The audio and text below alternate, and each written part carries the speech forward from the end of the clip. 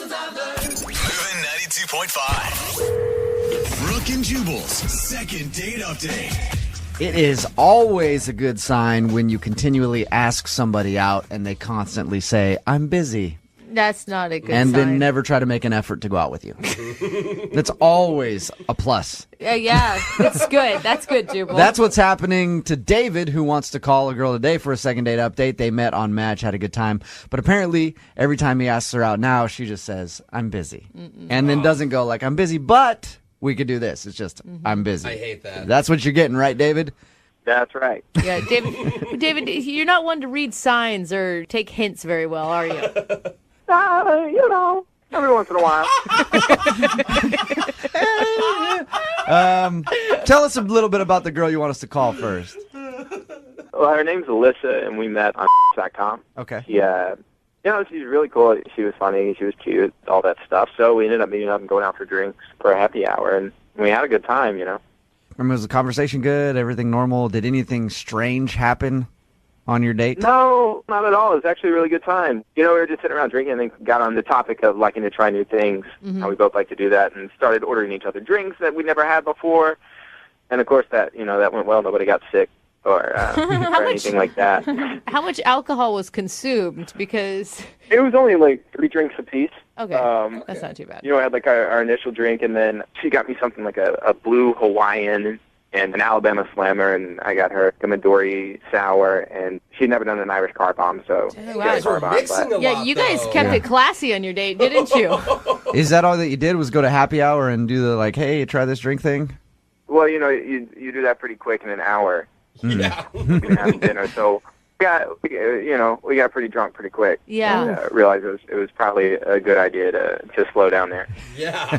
Maybe order some food, too. Right. At the end of your hour of drinking, what did you guys do? Did you go get something to eat, or? Well, you can't always do drinks and dinner on a first date. I'm just Maybe thinking, a good idea to combine the both. Yeah, I'm thinking you needed something to sop up the alcohol. Yeah. That second date idea, I can't do that on first. Oh. I don't have a lot of ideas.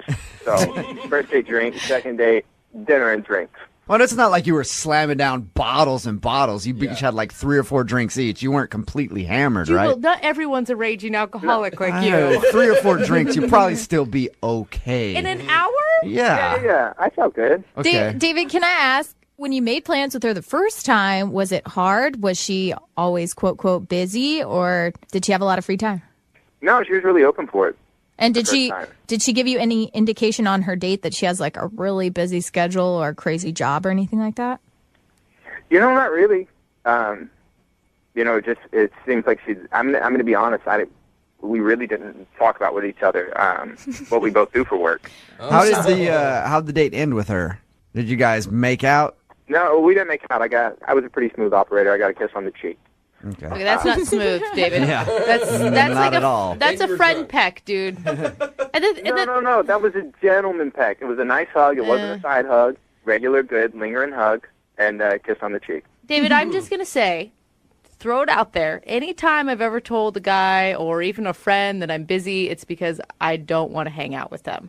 Mm-hmm. If I'm busy and I make plans, like alternate plans, then it means, yeah, go for it. Well, she still responds. Like if I text her or send her a message on Facebook or anything, she's still responding. She's not like completely blowing me off. Yeah. So that's why I'm confused as to. No. I've been in that position where I said I'm busy, and then I just don't respond to text. Yeah, but some people don't do that. Like, I know for me, if I tell somebody I'm busy and they keep doing it, like, eventually I'll break down, I'll still respond to them, and then they'll be like, okay, so let's go out. And you're like, no, I'm still busy. Yeah. I don't want to see you, but you just keep bugging me, so I will answer. If you like a guy, you make time. That's all I'm saying. Guy or girl? Yeah, well, I mean, like, if she is blowing me off, I would like to know the reason why. Okay. Because we're calling her, because to me, we had a really great time. Okay, well, we'll play a song, come back, call her, and get your second date update, okay? Cool, thanks. If we're not too busy. Hang on, all right? All right. Moving 92.5. Brooke and Jubal in the mornings. Second date update. Hey, David? Yeah. We were going to do your second date update, but honestly, something just came up. Can we make the phone call for you like next week or something? I promise we'll get around to it. If you're just tuning into the second date update, I'm telling David that because the girl that he wants us to get a hold of keeps giving him the I'm busy treatment. Not I'm busy. We could maybe try next Thursday when I'm not busy. Yeah. Just I'm busy, which usually means I don't want to see you. Yeah. So we're about to call her and find out why. They met on Match, went out for happy hour, had some drinks, maybe too many drinks, I don't know. And he said everything went well, so he doesn't understand why she would say that she's busy and doesn't want to see him again. But she is responding to like all of his texts and everything. Yeah, to be nice, maybe. Maybe, yeah. David, I mean, you got a kiss on the cheek when you left. Was there any talk then of seeing each other? I don't remember, to be honest. I'm going to go with no. All right. You ready to give her a call? Yeah. Okay, here we go.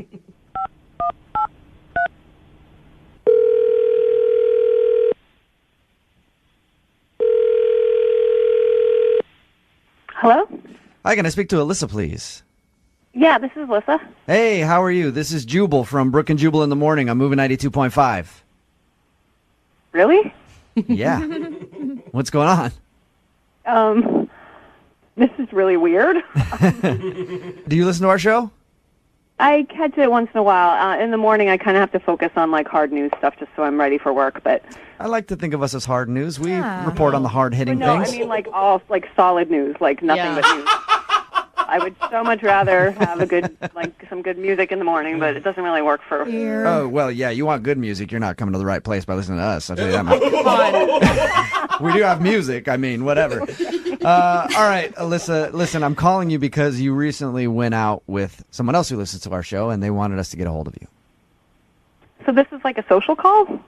Yeah. I like that name It for is. it. It's a social call. Brook and Jubal social call. Or a second date update, as we like to call it. It's where if you go out with someone and you end up blowing them off, they email us to call and ask why. David, who's a friend of the show, feels like you've been giving him the runaround just telling him that you're busy. Are you really busy, or do you actually want to see David again?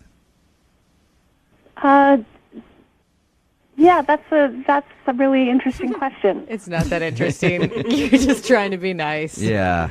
You don't want to see David again, do you? No, I mean, I guess he told you. What did he tell you? He said you guys went out for a happy hour, started talking about things you haven't tried before, and then were suggesting drinks to each other and had a few drinks, and he said he got a kiss on the cheek from you. That's a big deal, Wait, right? he said we had a few drinks. We had a lot of drinks. Okay. He said you had. It was like a lot of drinking. It was like I was feeling really buzzed. Okay. All right. So you were pretty drunk on the date. Yeah, I mean, I'm guessing that he was too. I don't know. Did he do something weird then, or did he, try to make a move on you, or? No, I mean, it was fun. We were like talking and laughing and trying these drinks, and then like, we were just talking about stuff from the past, and like, I mean, it was kind of awkward because he said that a long time ago he got in trouble with the law in another state, which is like kind of a strange thing to say. Did he tell you what he did?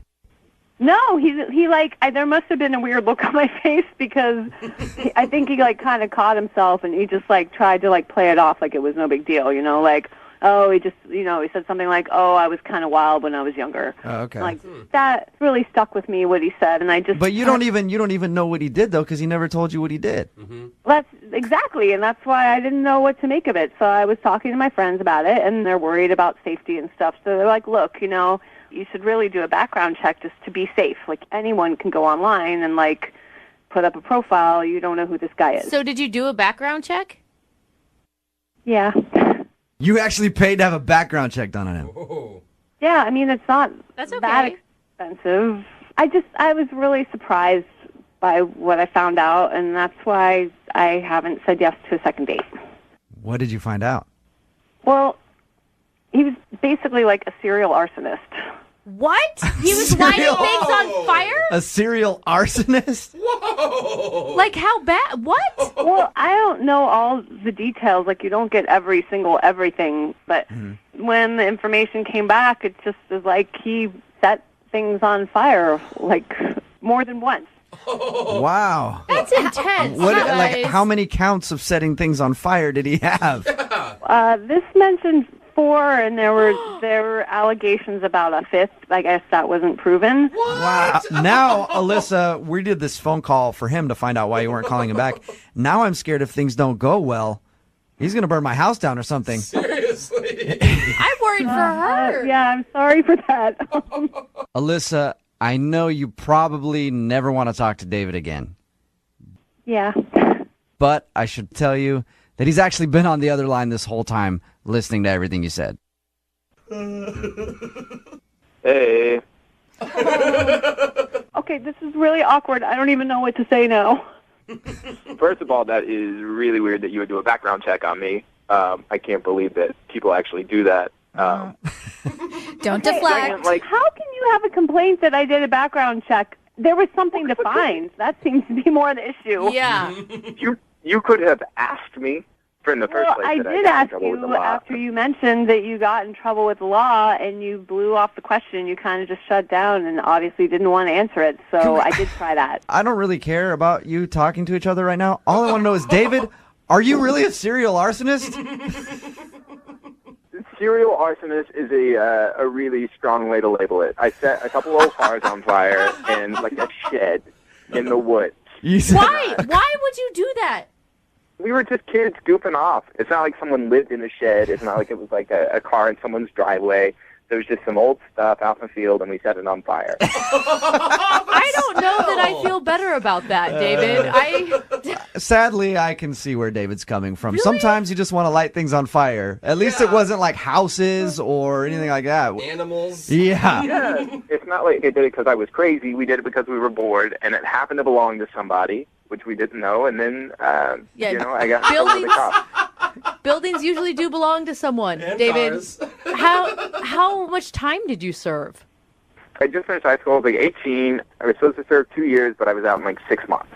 Nice. Not nice. None of this is nice. She does That's not. all. That's all you get for burning down a couple cars. So you served 2 years in jail for arson. I was Or, supposed well, to serve 2 years. I was done in 6 months. you were done in 6 months. So, Alyssa, he's not that hardened of a criminal. He was right. only in jail for 6 months. Silver lining, good behavior. Does that make it any better, Alyssa? I'm really, really uncomfortable. I don't blame you at all. Yeah. Look, Alyssa, I was just hanging out with some bad people and made a stupid mistake. And I learned from it, and I moved away from there. I'm in a new state. I started a new life. You know, I haven't had any other problems with the cops, not even a speeding ticket. You know? I think people can change here. How old are you, David? 28. And no problems in the last, 10 years. Come on, you old. guys. Yeah, it was 10 years Okay, ago, Alyssa. Everybody makes dumb mistakes when they're young. 4 times? It doesn't matter how long ago it was. I don't want to date someone who was in jail. I think that's Man, an that's- okay standard to have. I don't think so. I think really you know do. you got to try I a mean- felon at least one time in your life. That's what I always say. That's what my grandma told me, and I listened. But so Alyssa, we can't convince you to go out on a second date with David. We will pay for it. I'm not the right girl. David, I'm sorry you did not get your second date. But at least you know why Alyssa's been telling you that she's busy. Yeah. Second date update. And whenever I go on a solo date, I like to spoil myself. Good for Good. you, Jeffrey. Me too, dog. And what does that include? Yeah. Well, a Magnum bottle of wine, Oh, Wow. a For box yourself? of Magnums, okay. the That's chocolate funny. the chocolate ice cream bars, of course. Oh, yeah, I love those things. yeah. And then kicking my feet up on the couch and watching Magnum P.I. Okay, I see a theme here. 1991, season 4, episode 6. Very specific. That's my way of spoiling myself Okay. on dates. Okay. But one of our listeners, Mark, says he spoiled his lady when he went out the other night. And I'm definitely interested to hear about it. Mark, welcome to the show. Can I call you Magnum Mark, though? I'm a gentleman, but I will accept. All right. Oh. I feel like that's a name you already got from maybe one of your ex-lovers. But Magnum Mark, tell us a little bit about the date that you went on the other night. What happened? So here's the deal. I don't like to just willy-nilly through things. I'm the kind of guy who I kind of like to spoil the ladies that I go out on dates with. I'm the same, bro. I'm Preaching to listening. the choir. Yeah. Small choir. I mean, but Alexis me likes too. that you're still single, so Yeah. my ears perked. You're a gentleman. Yeah, I mean, why not keep it interesting, you know? So by spoiling them, I mean and surprises. gifts. Ooh, okay. Why are you doing this on a first date? Like, it feels like, I don't know, if I went out with a guy, I'd be like, oh, what is How he are hiding? you already He's shaming hiding him? something. Brooke, you don't even know what he's done Yeah, yet. you need He's to know trying what the to gifts separate are. himself from the bunch, idea. That's what I said. I didn't want to be a pessimist, but I'm just trying to, But you're figure it out. hard. Okay. I like to spice things up. I like to keep things interesting. I always have like full disclosure that this is what I like to do on my profile. Okay. Okay. So people know going in. It isn't a surprise to your date. Exactly. And so, Okay, great. Yeah. tell us about your date. What's her name? Where'd you guys meet? Okay, her name is Ava, and I met her online. I mean, she is gorgeous. She, you know who she kind of reminds me of? That girl on the show. You guys know the show Riverdale? You know the crazy one? Oh, the redhead? Okay. No, the other one. Okay. I can't remember her name, but like the really, really hot one. Okay. Veronica? Hot one on Riverdale, kind of psycho. Yeah, I mean, That's your type. to each of their own. Sure. Gotcha. Sure. So we're chatting for a while, like talking about our interests, and we got to talking about how stressful both of our lives have been lately, and just saying that we both need some relaxation, and light bulb goes off. That gave me an idea for a date. Oh, Magnum Mark knows how to relax. Okay. All Guarantee right. that. And he knows what to do with a light bulb. Yeah. What are you planning then?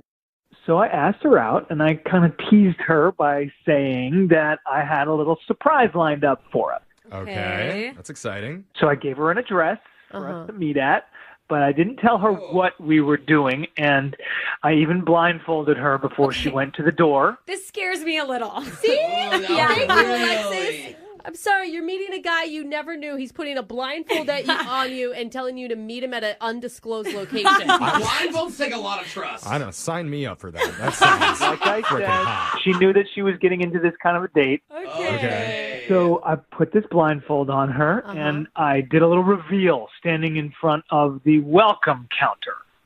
The welcome counter to of what? Yeah, of what? The welcome counter at the mortuary. Welcome, you're dead. It's a surprise. Everyone get in the No, it was a salon for a surprise spa day. Oh, that's so fun. That's Okay. fun. I mean, Relaxation, gotcha. And chances are good. Like, she probably Google searched the address prior to being Played there. dumb that she didn't know what was Totally, happening. that's what I would have done. She seemed shocked and happy. Like, she seemed definitely excited. Oh. Okay. Great. And then after the massages, I had another surprise. Oh. A special sushi dinner. Bro, Okay. that sounds so good. So It does. we sat down and we ate sushi together. And at one point, I tried to get her to kiss me by putting a little glob of wasabi on my lip. That's not going to work. It's so spicy. When your voice got all deep and sensual, I thought something really good was coming here. And then you, like, why would she want to kiss?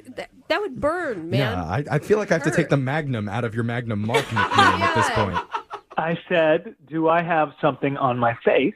And of course, I was hoping that she would go in and kiss it off, but No. she didn't. She flicked it off with a chopstick. Yeah. I would have grabbed a napkin and been like, bro. I'd be concerned if she went in and tried to kiss the wasabi off your face. Thank you. If someone's got stray food on your face, that is disgusting that someone else would want to put it inside their mouth. Okay. But you know what? The whole date overall seems like a decent date, minus the wasabi kiss. He put a lot of effort in. How did you end things? Awesome. I mean, we ended things. It was great. You know, we said our goodbyes, and it seemed like we were gonna hang out again sometime.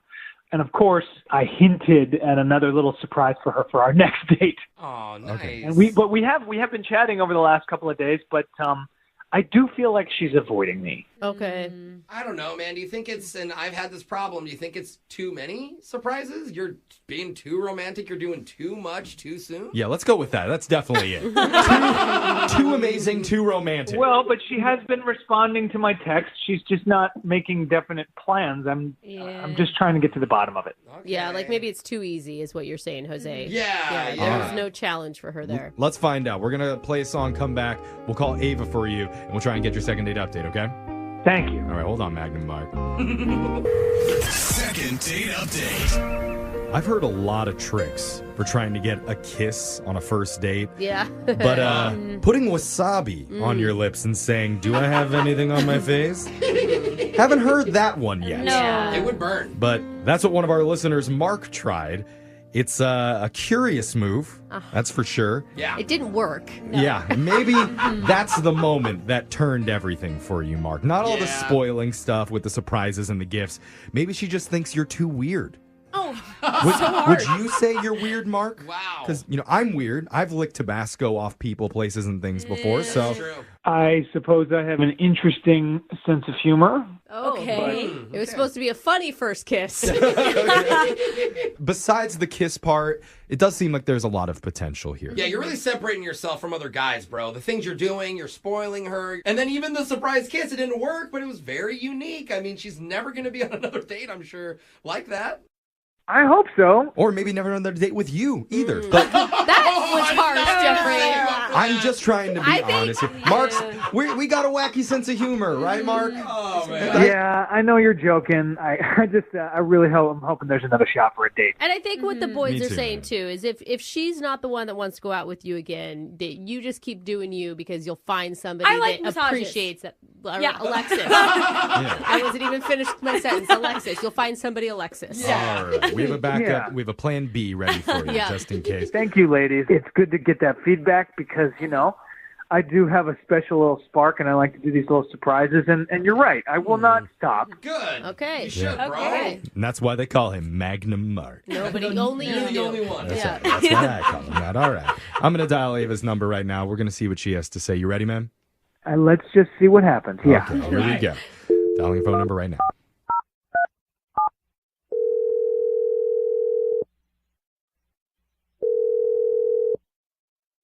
Hello, Hey, is this Ava? who is this? Ava, it's me, Jeff. From the radio show Brooke and Jeffrey in the Morning, your favorite morning show. Oh, same energy. It's me. Why are you calling me? Do you know who I am? I listen to you guys sometimes, but Oh, I'm lucky hearing a you. huge fan. You are weird, man. embarrassing. You are so weird. I am just calling on behalf of one of our fans that's even bigger than you. His name is Mark. Mark is a guy that you went out with the other day? yeah, something like that. What do you mean something Something like that? like that. It sounds like you guys had a really cool night that he put a lot of effort into.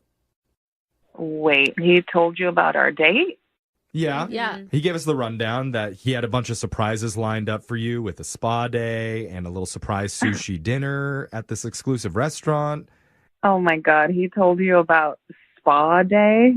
Yeah. Yeah, why wouldn't he? That sounds awesome. I thought it was going to be a little sleazy if he got you guys like a couples massage or something, but he just sounded like he really wanted to do something kind for you. So when I think of spa day, I'm sure you guys too, like you imagine plush white robes and steam rooms and hot stone therapy. It smells delicious in there, all that good stuff, right? Yeah, totally. So first of all, he blindfolded me, which like should have been a red flag, right? Yeah. I could see it being scary. Yeah. You could think that, but you could also think fun. Yeah, so I was trying to be open-minded, and I was like, okay, I'll let this guy blindfold me, whatever. So we get there, and he takes my blindfold off, and where am I standing? Literally in front of one of those massage parlor rooms inside a mall.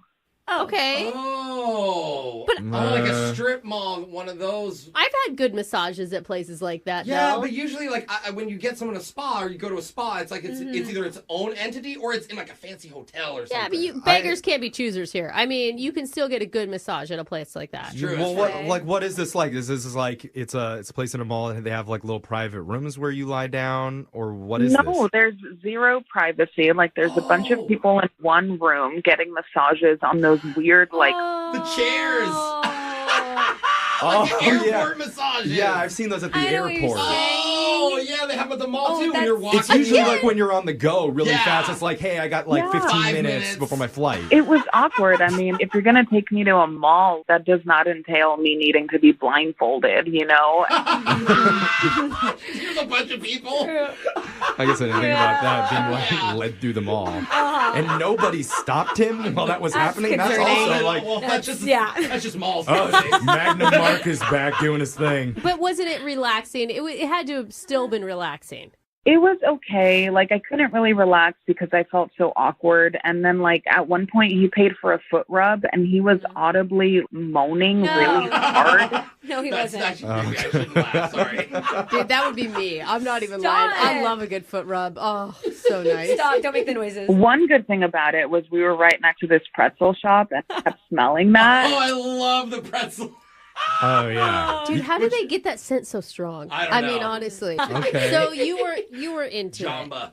No, I was not into it. Like, it was too uncomfortable. But did you Okay. like Kinda the see. effort that he put in? I mean, he did put in some effort. Yeah, I mean, it may not have been exactly what you expected going into it, but like the surprise sushi, like that sounds pretty good. Yeah. I forgot about that. The surprise sushi came from his backpack, and it was from a convenience store. Oh, he said he took you to sushi. Yeah, he said. I mean, the sidewalk. Oh, bro. This is like the most romantic date on Wish. You know what? This is like he's got champagne taste on a, Yeah. Bud Light budget. he's balling on a budget. Yeah. It's made fresh daily. There he is. Every day they make it. Okay. Okay. Oh. Mark?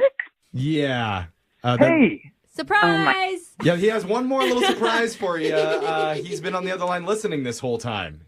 Wow, the surprises just keep on coming. You never know with Magnum Mark. That's right. Ava, I can't believe you didn't enjoy your massage. You seem to be having such a great time, and that place is legit. It's got like a 4.2 star rating on Yelp. Oh, Wow. above a 4. Yeah, but you kept saying, like, get ready for a spa day. Like, I almost packed a duffel bag, and then all of a sudden I'm at the mall. Yeah. Oh, they have like, lovely fountains at the mall too. There's some nice smells. I think Ew. Mark, what she's saying is like expectations and reality. I mean, like her expectations were different, and maybe you elevated the idea a little bit too much. Look, didn't you tell me that the massage felt good? Yeah, I said that because I didn't know what else to say. Everybody was there listening. Come on. Ava, if he would have just said, "Hey, you want to go to the mall, get a foot massage, and eat some sushi in the parking lot," would you have been? Would you have been? Just call the police now, please. Would you have been down for that? That is Like, definitely not my style. I would hope you know me better than that by now. See? But that's what you did. Yeah, that is Yeah. your style. No joke, next to the empty massage table next to me was a mom changing her kid's diaper. Oh, now you don't get that at a regular spot. This place is family friendly. Okay. All right. I mean, Just because I didn't spend $1 million doesn't mean it wasn't a cool surprise. Yeah. I mean, he's right. He didn't even spend $20 on it. Does it really matter how much money I spend on massage? I mean, a good massage is a good massage. I mean, you're right. I mean, I think the most incredible part about this whole phone call is that Ava's still able to talk after eating that gas station sushi. Yeah. Oh, yeah. I know the guy who makes it. It is such fresh fish. Like gas station. Hank would never give us bad sushi. he tried. He put in effort. He listened to what your needs were, Ava. He tried to meet those needs. I get it. Everything you did was like, it took time, it took planning, but all of your surprises were just not good, Mark. I'm sorry. Aw. At least she's honest. Okay, but he did save the best surprise for last. And that's offering to go out with him one more time. That is fully paid for by this radio station. Yeah. No. Oh, I didn't even act like it. Wait, Ava, hold on. Like, you didn't even think for a second here? Like, we painted a whole picture for you, and we have some actually nice gift cards that we can give to the two of you. With like a table and chairs at a real Yeah. restaurant. Yeah. I mean, that sounds really lovely, and I appreciate it, but, I mean, the company is still the same, No offense. Oh. No offense. Is that what you're going to say in the end? I don't want to be in a room with I him. think we're too late for that part. Yeah. I think this is the reason chivalry is dead. A great guy goes out of his way to make you happy, and it's just not good enough Yeah, for out you. of his way, all the way on the other side of the Cinnabon. Can you believe that? And you still said no. Yeah. Moving 92.5. Brooke and Jubal's second date update. You guys ever have one of those chance meetings where you talk to someone for a few minutes and then you realize that that's the one that you're meant to be with forever? I often do that, like at the grocery store when the chick goes, "Hey, how are you doing today?" I'm like, you love me so much. She just wants your report card number. We got Trevor on the phone who emailed us for a second date update today. Now, Trevor, you didn't even really actually go on a date with the girl you want us to call, right? No, I didn't. Okay, explain to us what happened. We were out at a bar at like a club where there's dancing, and it was right at closing time. It was just as the thing was shutting down, and this group of girls came in. Okay, so you showed up right at closing time to see if you could find the drunkest girl in the place. Come on. Nice. Come on. These girls weren't wasted at all. They looked like they were just out having a great time, and got to talking with this one girl immediately. She was just awesome, like totally hot, beautiful blonde hair and short skirt, just very sexy. And Can I ask real quick, are the lights on by this point? Are they trying to kick you out? no, not yet. No. Okay. That's a good question. It's important. It is. Yeah. So the light's been on. You might not wanting to be calling her back. That's even happened to me before. Okay, so continue. So yeah, we got talking, and she asked me to dance. So I was like, yeah, of course. So we went out on the dance floor, and that song "Get Lucky" by Daft Punk was playing, which was an awesome song, and I felt like it was a good omen. That's when, did you whisper in her ear at that point, like, you know what that means, right? Yeah. We're dancing on No, this time. dude, it wasn't like that. No. So we're out dancing. We're having such a good time. Then at this one point, she slipped on her heels. She was wearing heels, and she slipped, and I caught her. And then we just kissed. Oh, romantic Oh, drama boy. right there. Nice. Okay. Trevor, how drunk were you? I mean, I was buzzed slightly, just feeling good, but neither of us were hammered. We were Okay, so you're Okay, making except out. she's falling down and you're grabbing her and trying to kiss her. Sounds like you guys were drunk to me. She had been having a good time, but Yeah. it was totally amazing. It was magic. It was like out of a movie, where you just catch somebody, look straight in her eyes, and then I just was like, this is the moment, Okay, I will stand up for her, okay? High heels are hard to walk in even when you're sober. I love Yeah, and we were dancing. And after that happened, it was just like, I didn't even know this girl existed, 20 minutes ago. And now I'm sitting here holding her in my arms, kissing her, and I'm looking at her just like, I want to, just... Okay, hold on. Remember, we are on the radio. I meant like, I want to just be with this girl, we all know Sure you did. Trevor, what you meant. Trevor, I'm the only one in this room that I really feel like, yeah, love. I'm good with love. I love love. But you're on a dance floor at a club. Like, what makes you think that this girl is the one? I don't know how to describe it. I honestly don't know how. It's that look in the eye. It's this feeling of just like the most beautiful woman I've ever seen. I just I love her. I've seen that glassy-eyed look on many women at bars before. Okay, I can get behind him. I'm not that guy. I never feel that way. Okay. So how did it end then? Well, then her friends came in, and they were like, we got to go, and they just basically grabbed her from me. Oh, And they were no. like, I bye-bye, hate the friends, and then took her away. And then they went outside, and I was like, I'm not just going to stand there and just watch that leave, So I went out in the parking lot like an idiot. But one of her friends turned around and she said, call her, and she gave me her number. Oh, really? That's That's cool. a good sign. That is a good sign. 'Cause Yeah, friends are usually... Yeah, get out of here. You don't know her. That's only because friends are trying to rescue their friend from you, Jose, okay? This what I girl was get. actually trying to be a wing woman. Yeah. And instead her friend was like, call her, she puts out to everybody. No. So- That's a really good sign that she dug you, dude. So you called her. I called her twice and, let it go for, 4 or 5 days. Nothing. Is there any chance that she could have been drunker than you thought? Well, certainly could be a possibility, but I did not get that feeling. And no, I no. Okay. Well, we're going to play a song, come back, get your second date update. Just hang out for like 3.5 minutes, okay? Okay. All right, hold on. Moving 92.5. Brooke and Jubal in the mornings. Second date update. Now, Trevor, Yes. I've picked up a lot of girls at closing time. Oh, God. And I'll just tell you from experience, they're always drunker than they seem. It's Brooke and Jubal in the morning. I'm moving 92.5. The second part of your second date update. Trevor is on the phone. He wants us to call a girl that he met at a bar at closing time. They danced a little bit. She had a moment where she slipped and fell, and they made out. Then she was whisked away into a car by her friends, and one of her girlfriends gave Trevor her phone number. He's tried to call her, hasn't been able to get a hold of her, really wants to try to take her out on an actual date, right? Yeah. What's her name, by the way? We never got her name. Christine. Have you been thinking about what you want to say to this girl? I mean, this is your one shot to sell yourself. Yeah, I have been. I mean, I just want to tell her how I really feel, Use the word love. Make sure you drop that. No. That's a bad idea. Go for it. Yeah, but now I do feel kind of nervous, like you were saying. I mean, maybe she was just drunker than she seemed. She didn't seem that way, but Yeah. All right, you ready to give her a call? yes. Okay, hang on. Hi, can I speak to Christine, please? This is Christine. Hey, Christine, how are you? This is Jubal from Brook and Jubal in the Morning. I'm moving 92.5. Okay. What's going on? Not much, but what are you calling for? Well, I'm calling you because I wanted to talk about a friend of mine that you had a run-in with. What? Yeah, it was a couple weeks ago at a bar at closing time. Met a guy, talked for a little while, did some dancing, kind of made out, and then your friends put you in a car and you had to go. Uh-oh. That would be a hang-up. I'm going to say that she got disconnected on accident. Okay. I'm going to not. No? Pretty sure that was She on knew purpose. exactly what you were talking about. Spotty service is what I'm saying.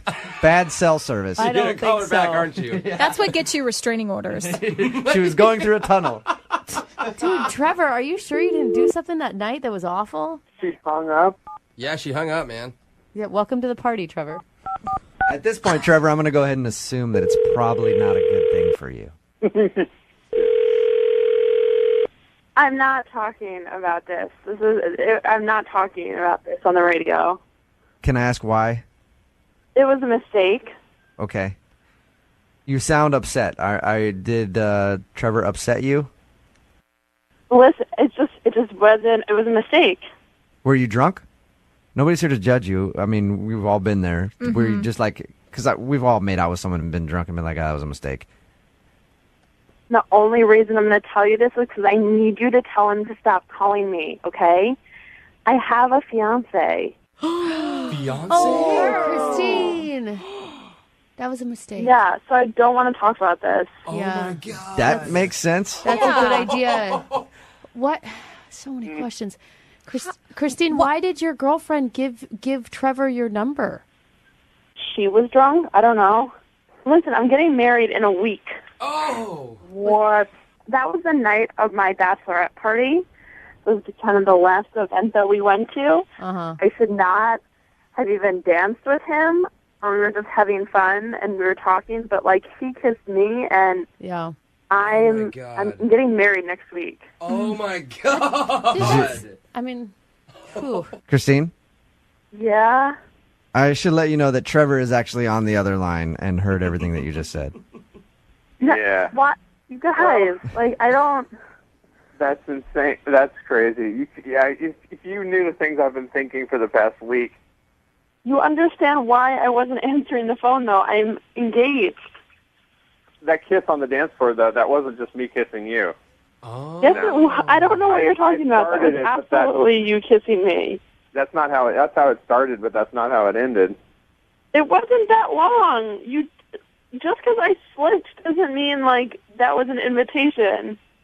Yeah, but you accepted the invitation once I gave it to you. You can't tell me that too. Does your fiance have any idea? No, of course not. Can I ask, Trevor, how did you not know it was a bachelorette party? It was the after party. You know, most of it had been at another place where everything had been set up. And you didn't have, like, any bachelorette, like, crown or sash? No, we had packed up everything into the car and left everything there. Christine, if we were literally just running in for one more drink because it was just our last stop of the evening before going home. Christine, if it was really just all one-sided and Trevor just kissed you, why are you so embarrassed about it? Like, why wouldn't you tell your fiance about it? Just like, some guy kissed me and had nothing to do with it. Because he's a jealous guy. Yeah. This guy's a jealous guy. You don't want to get married to this guy. Oh, Trevor. Jealousy is not a sign of confidence. Oh, there you go. Trevor still wants a shot. Oh, my Well, I'm just saying, if her friends are giving out her phone number on her wedding, like her bachelorette party, then they obviously are, Yeah. you know, maybe it's a joke, but that sounds like a joke that says something about how they feel about your fiance. Okay. What? Well, at this point, And I mean, marriage, if you believe in marriage and you're planning on staying with this guy for a lifetime's a long time to spend with some jealous guy who your friends don't approve of. You are not doing this right now. Because honestly, my life flashed in front of my eyes after we kissed. I was like, I could spend my life with this girl. I had that feeling. Trevor, slow the fun. Trevor. I had that feeling.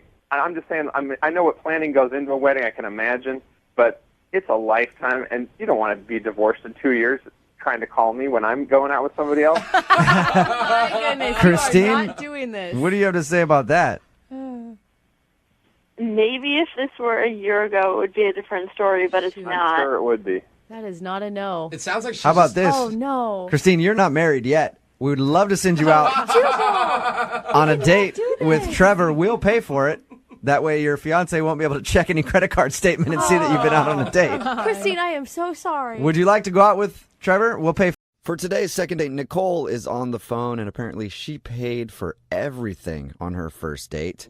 And now she's not getting a call back. So I guess my question to you, Nicole, is are you calling because you want another date with this dude, or is this more of like a bill collector type situation? We're just going to hit him up for money. Well, I really want the second date, actually. Okay, well, we'll see if we can get you another date. If not, we'll figure out how to garnish his wages. So we're cool. We got you covered. Tell us a little bit about the guy. What's his name? His name is Andy. Andy, all right. And what did you do with Andy? Well, we met on a dating app, and he seemed really, really cute and, like, funny and stuff on his profile.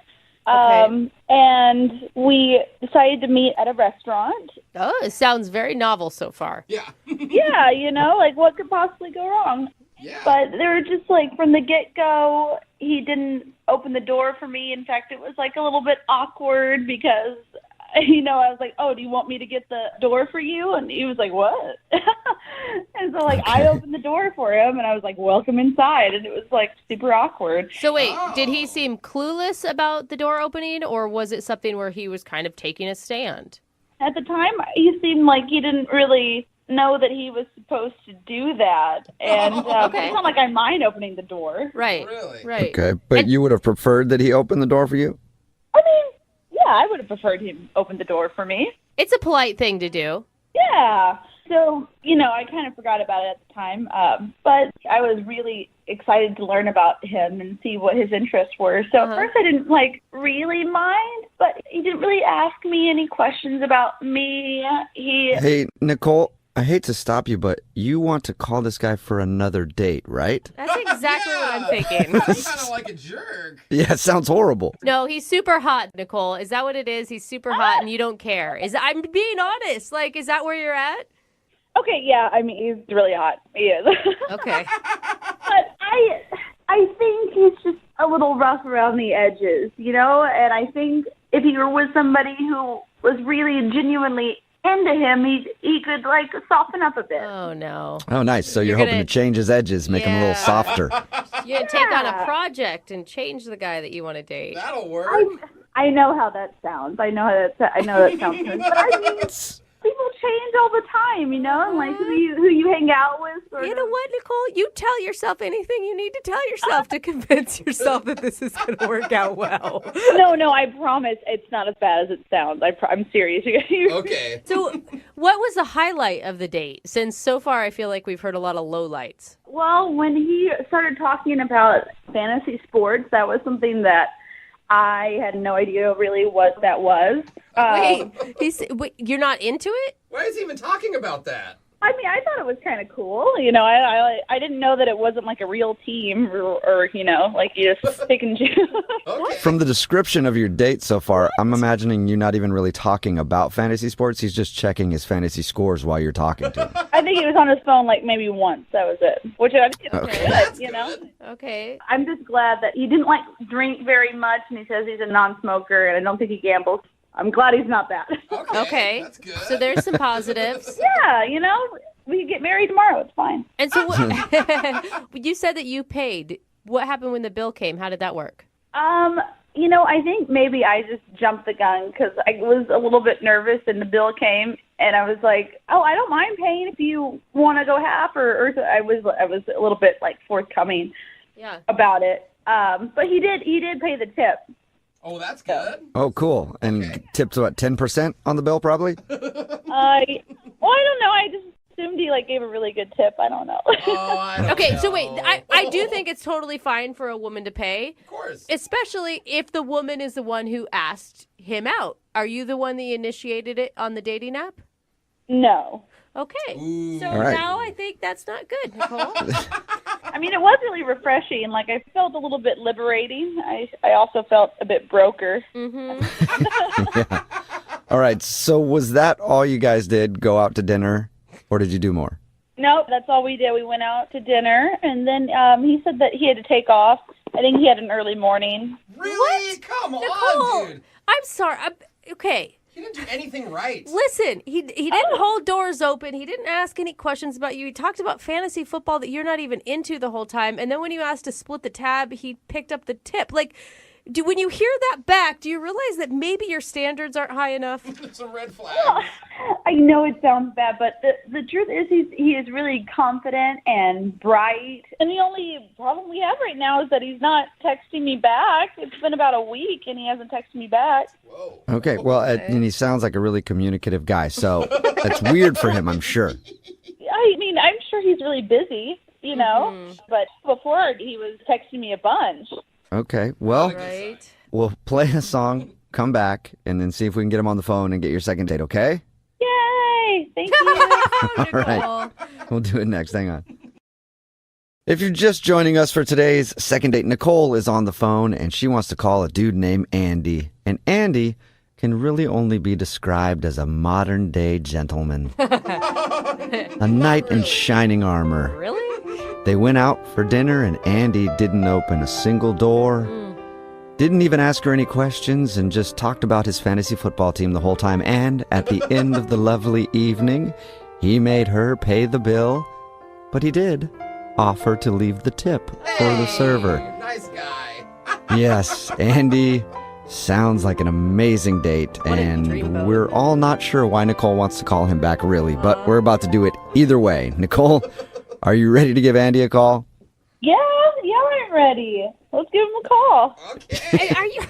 Have you told this story to any of your girlfriends? Yes. I just don't feel like people really understand, like, the good parts. Okay, really. so they had the same advice we did. Like, maybe just let this one go. Well, yeah. All right. But they don't understand. They weren't there, Nicole. They didn't get to see the look on his face when he was ignoring you to talk about his fantasy football, you know? You guys don't get it. I can change him. I really can. If we just had some time together and communicated what was needed. Famous last words. All right. Well, I'm going to dial this phone number right now and see if we can get him on the phone, okay? Awesome. I'm excited. Me too. Can't wait to talk to Andy and see if I can feel exactly what you feel about him, because I'm still not getting it, Nicole. You'll get it. Trust me. Okay, if you say so. Here we go.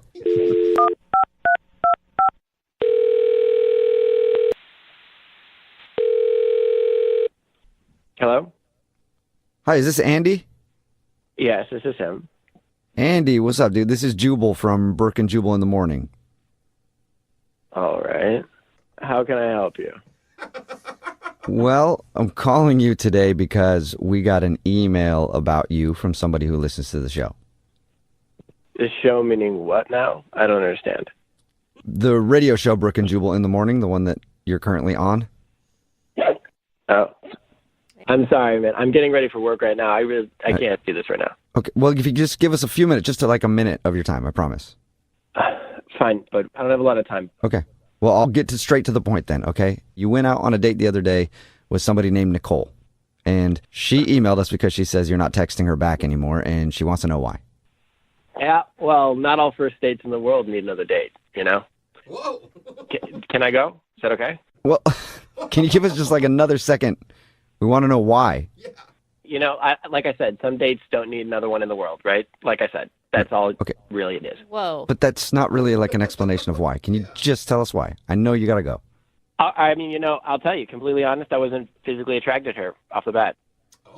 Okay, wait, hold on. Because the way she described your date, like, that's fine, that happens, but it sounds like you were, like, kind of rude to her, man, on the date. I mean, yeah, I was. Why would you be rude to her? What? I mean, yeah, you're not attracted to her. Maybe you don't want another date. Whatever, that happens. We get it. But, like, why would you be rude to her? I don't know, man. She looks totally different on Tinder, you know? You get one of those profiles and it's like, oh, she's beautiful, but then you see her in person and you're like, no, I can't do this. She looked exactly like my sister, okay? What? Wait, so now, wait, hold on. I mean, I'm glad you're not attracted to your sister, but, like... We've had second dates where people have been like, dude, it was awesome. She looked like my sister. So it's good to hear that you're kind of not going that way with it. But why be rude, though? Why not just sit there and at least have a good time? Look, I don't want to waste anybody's time. I don't want to go on a date with somebody who looks like my sibling. don't know, man. That just still feels kind of weird, like that you would like make her pay and everything. Look, I tried everything to turn her off. I talked about my fantasy football all the time. I thought I could go on for like a half an hour about the fantasy football, and she wouldn't want to like talk to me anymore. You know? Oh, so you were purposely doing those things? Hell yeah, I did that. And after the meal, I belched this just huge belch, and she thought that was cute. She didn't tell us about that part. No, and we get out to the parking lot, and we're standing there in the parking lot, and I'm like, I parked in a handicap spot for like 2 hours, and she thought that was funny. She didn't think that was like a jerk thing to do. No. So, I mean, at this point, like, are you, I'm almost even questioning her? I am. I'm like, is there anything that can turn you off? You know? Can I literally say I'm on work relief right now? I have to go back to prison tomorrow. And she'll think that's cute. That is sexy. I like him. He's committed to his job. I mean, he has to be, but whatever. Yeah, so I don't even know what's up with this chick. I'm just happy that I don't have to talk with her again. That's all that really matters to me. So. Okay. Well, you kind of do because she's on the other line listening and wants to talk to you. You're joking. Nope, not at all. Nicole, you there? Yeah, hi. Hi, Andy. There's Nicole. Hey. Oh, my God. Oh, my God. It's okay. It's okay. How are you laughing, Nicole? What? It's okay. Nicole, you're the most positive person I think we've ever had on this show. Well, no, I mean, I appreciate the honesty. You appreciate it? Oh, Jesus. I do. I mean, now I understand why the thing with the door and why the fantasy sports and everything. Like, I knew you weren't a really, disrespectful person. I knew that there was probably a reason behind it. I thought maybe, I don't know, your hand was hurt or you were, low on money or something. I know. And I know, like, when you belch, sometimes it just means that you like the food. So I was like, I don't know, I'll just let it happen. Like, not a lot of people are very genuine. I mean, I can see why you would do that. What? Look, I'm not good at rejecting people in their faces, so this is like the second best thing that I can think about. Makes sense. Yeah, I mean, I'm not very good at rejecting people either. I get it, so... How are you? You're just like, I am so glad we talked that out. You were a jerk to me on your first date because you didn't think I was attractive. Thank you. Well, no. He didn't say that he didn't think I was attractive. He said that he wasn't attracted to me because I reminded him of his sister. It's a good point. Yeah, you kind of do, and that kind of freaks me out a little bit. Well, I mean, it's better than the other way around, Yeah, but it doesn't change the fact that you look like my sister. No, yeah. I mean, I totally get it. I totally get it, and I'm glad to know now. Wait, Glad to Nicole, know. I mean, he hasn't even apologized for his rude behavior. Like, at least, Andy, can you give her, like, some apology, man? You know what? You're right. I'm so sorry. Nicole, I am so sorry that I didn't reject you right away. That was the right thing to do. That's the right thing to do, Yeah. You guys, what about human decency in dating? I mean, Nicole, get mad. No, I mean, why would I get mad when he's actually, telling me the truth? Most guys don't do that, At least he's not lying to, like, get in my pants or anything. Wait, no, but, like, there's a way to deliver the truth, Nicole, that doesn't end up with, like, you footing the whole bill when you ask to split the bill. Like, without him being rude and parking in handicapped parking lots. Like, you can be honest and still be respectful of people. Excuse me, I paid the tip. Oh, my God. See? He did pay the tip, and I didn't mind paying for the dinner. And I mean, I thought you were cute and fun, so it was well worth it to me. All right. Oh, my God. Nicole, you're the most understanding person ever. I have been told that. But you do look like Andy's sister. That is a problem, I guess. Yeah. But I still have to ask Andy. Andy, would you like to go out with Nicole on another date? We'll pay for it. Oh, man. I have a really hard time saying no. Clearly I have an extremely difficult time saying no, so I guess I'll reluctantly say, yeah, sure, why not? Say yes. Wait, what? You're going to go out with her again? I thought you weren't attracted to her. Look, I'm really bad at rejecting people to their faces, so yeah, I'll take the date. We can go out as friends. You guys pay for it. That's great. Oh, my God. Nicole. So a friend date. Nicole, are you still down to go out with Andy?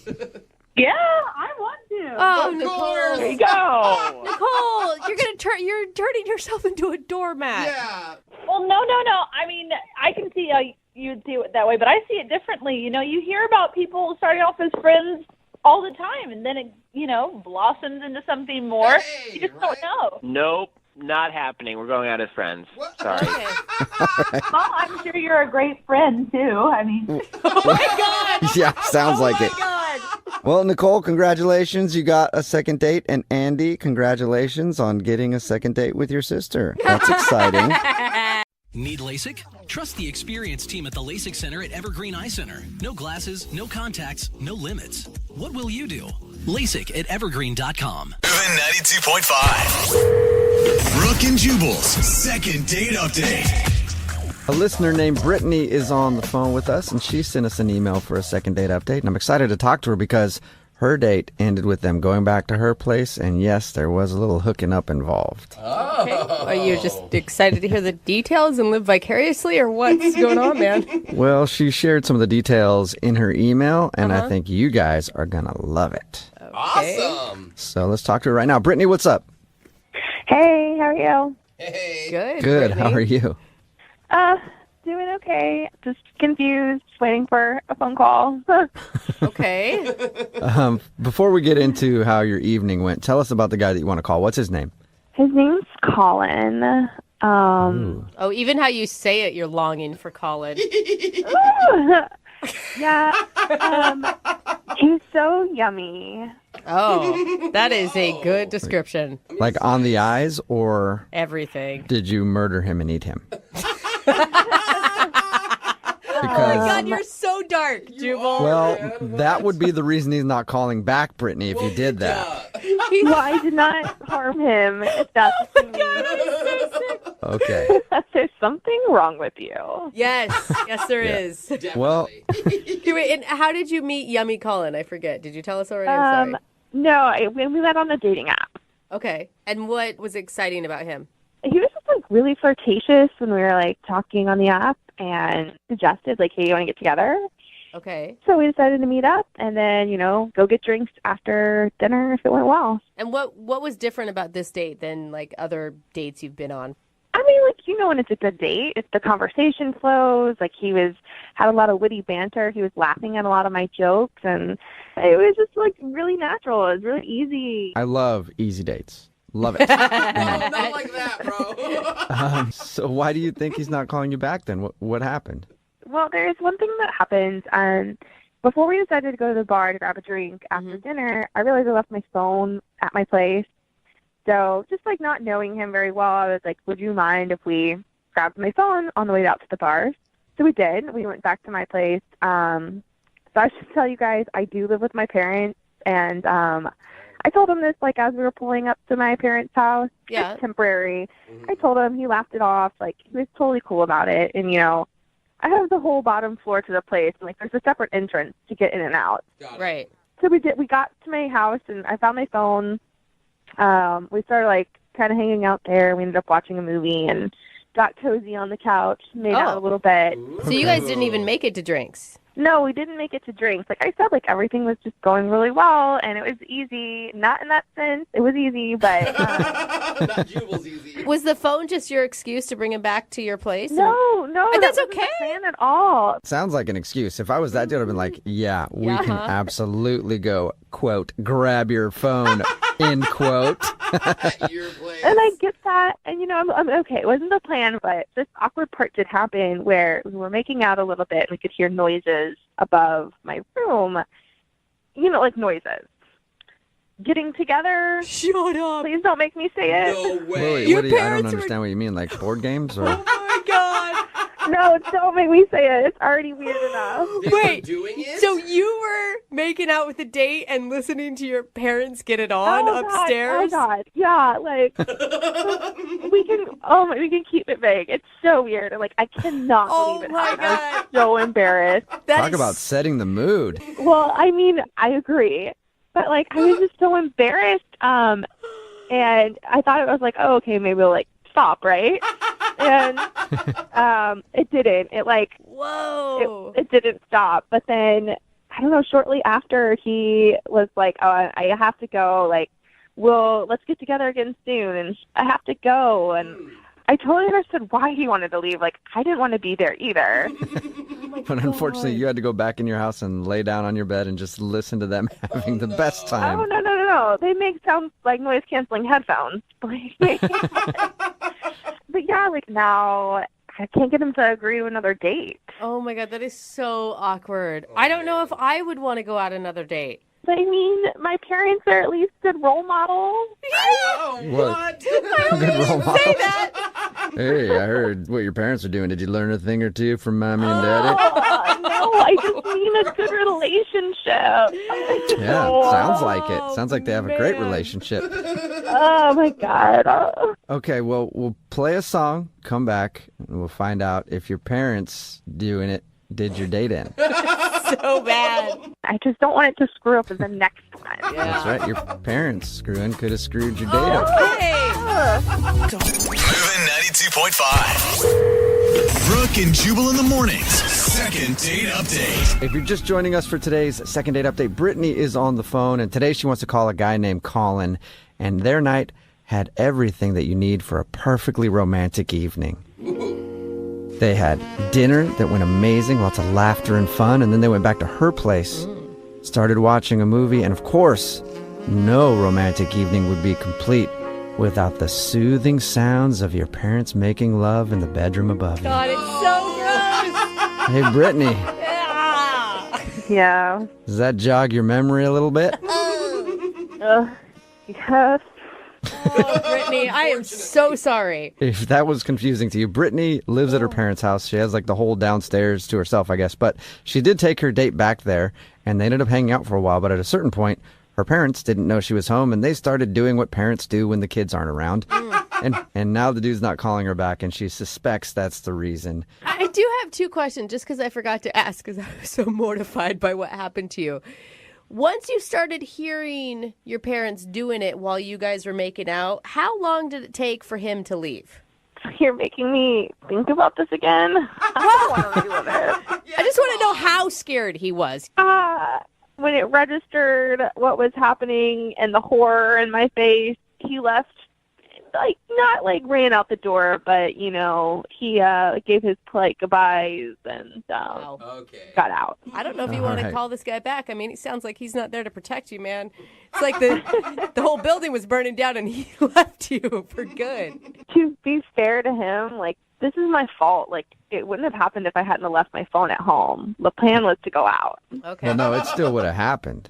You just wouldn't have known about it. Trust me. No. All right. I'm dialing his phone number right now, and we'll see if we can get an answer for you. Here we go.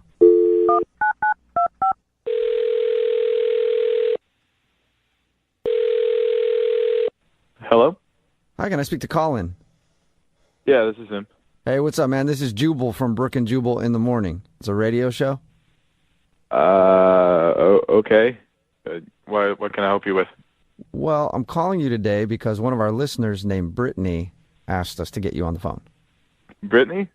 Yeah. Why?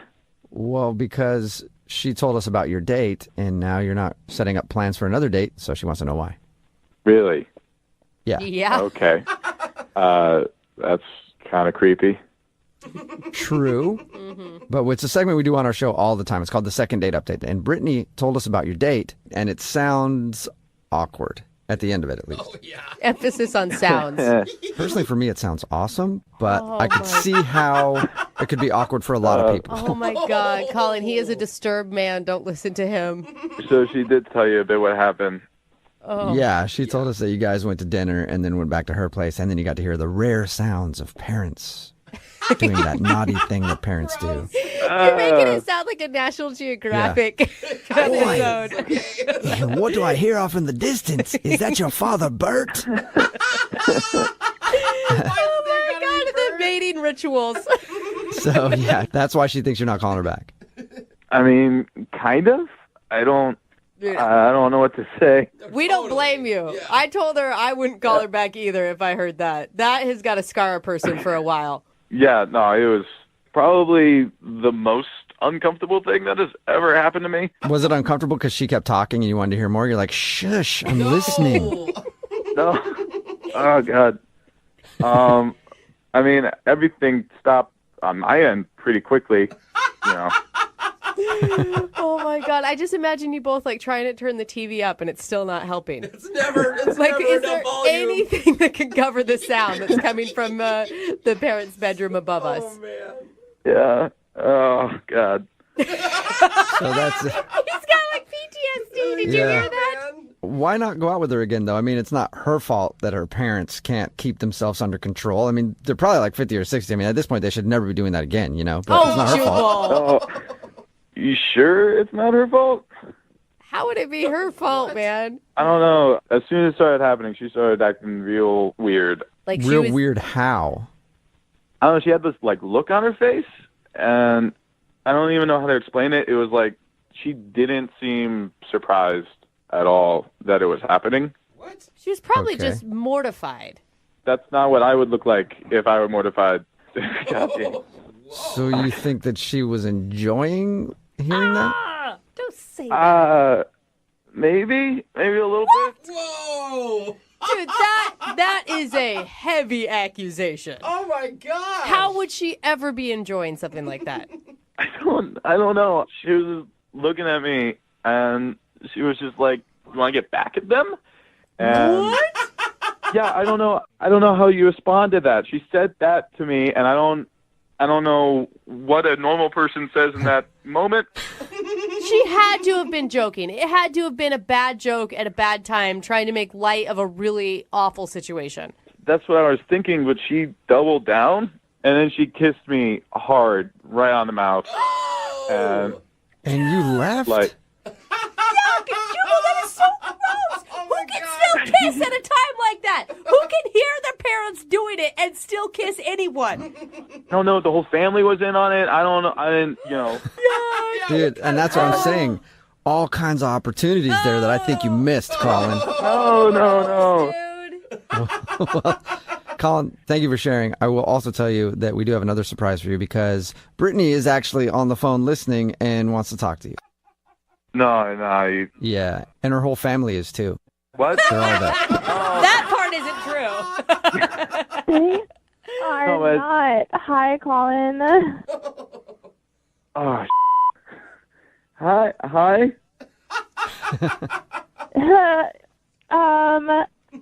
I wish you would have talked to me before I called our radio station to try and get you on a date, but I wish you would have talked to me about how you perceived that situation.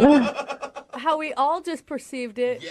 I don't. What else would I think? Like, I'm not going to sit there and we had a ask good date, you. right? Like, we had a really good date. Is there any other part of the date that would have made you think I was a crazy person? No, but like, why would a crazy person like say hi? I'm crazy, and I do things with my parents. Like, that's messed up. That's gross, first off. But Colin, listen I to agree. me. Like, That's okay, the whole you thing. said you were talking about the joke I made. I was joking. Yes. Like, I thought you got on the date that I really enjoy just saying jokes, and I was trying to break the tension. And like, I get that it was not a good joke. And Not that's the way why to do it. Like, that's why I repeated it, because I was like, oh, he doesn't get that I'm joking. I'll do it. Like, I'll make it more obvious. Like, oh my God. Like, you weren't. I was like, he's not. Like, surely he'll get that. But Brittany, you kissed him. I get it was maybe not my finest moment, but I was panicked. I was trying to diffuse the situation and not make you feel like the horror I was feeling during this. It's still happening upstairs, though. Like, there's nothing to do but leave. We could have left. You could have done anything. That's not how you handle that situation. I don't. I can't say I'm practiced in the art of that situation. Like, I'm sorry. There's no art in that situation. Handled it. What? You leave. You get out of the situation. That's what normal people do. And now I know how your parents sound during sex. I know what your mom sounds like during sex. I can't meet them ever now. Yeah, right. Or you can. You just got to do the sound when you meet her. Like, So gross. Man. It is a good question, Brittany. Why didn't you leave? It all happened so quickly. And I was like, oh my God, in my head, I was like, if I leave, like my parents are going to know that I'm downstairs. No. If like we were to hook up, like at least the noise from that would like drown out my parents. Wait, So you were serious? She was serious. Brittany, you just admitted it. No. I'm just saying, like, that was the benefit if we did that, but I'm joking. Like, I'm a joker. You can't take me seriously. Yeah, you're the Joker. You're like from Batman. You're insane. That's crazy. Give me another chance, Colin. Just one more date for me to prove, I'm not crazy. I like to laugh and tell jokes. I am not the person you think in your head. Brittany, you're literally having to prove that your parents getting it on doesn't do something for you. Do you know anyone that does something for them? Well, I didn't until you were on the phone with us, and now I'm not sure. They're there. They're on the internet somewhere. They're on the dark web, and you can find them there, Brittany, if that really is what you're into. But let's talk to Colin real quick and see if Colin wants to go out with you. Colin, will you go out with Brittany one more time? We'll pay for it. Well, knowing what her family sounds like and these weird jokes that apparently she likes to make all the time, I'm going to have to go with no. Oh. It's just disappointing, Colin. I had so much more planned for our next date. Yeah, Colin, her family reunion's coming up. You never know what can go down. That is gross. No, thank you. Brooke and Jubal in the morning. Text in at 78592 says, that Colin dude's an idiot. What? You stay, you smash, and you make sure the dad hears it. Oh, my God. How many Brooke and sick Jubal people in the are morning. there? There's a lot, because there's a lot of people saying things like that on the text message board. If you missed today's second date update, Brittany wanted to call this dude named Colin. They were hanging out, at dinner and whatever, met up at a bar and all that kind of stuff. And then they went back to her place, and they heard her parents doing it. Yeah, she lives in the basement. Yep, and it was disturbing for Colin, so he left. But the thing that was really disturbing was that Brittany was making jokes like, maybe we should compete with him. Gross, man. And he didn't get that it was a joke. Brittany swears it's a joke, but Colin was like, I don't know. I think that there was way more to it than that. And most people are texting in. Dudes mostly are texting in. Like, I would have still done it. Doesn't matter. Disgusting. Yeah, Dude, well, a lot of us guys have no I morals. came home one time unannounced to my parents' house during college, and I'm going to tell you, I honestly thought about never seeing them again in my life. Ew, gross. I left, and I did never want to go back. It's been quite a few years, and I still don't think I can see That them. was the day you moved out. Dude, seriously, what the hell, man? I did school all the time, and one time in high school I came home, and my parents must have decided to take a lunch break. Yeah. And then I walked out, and I still ditched. I just never went home when I ditched. Exactly.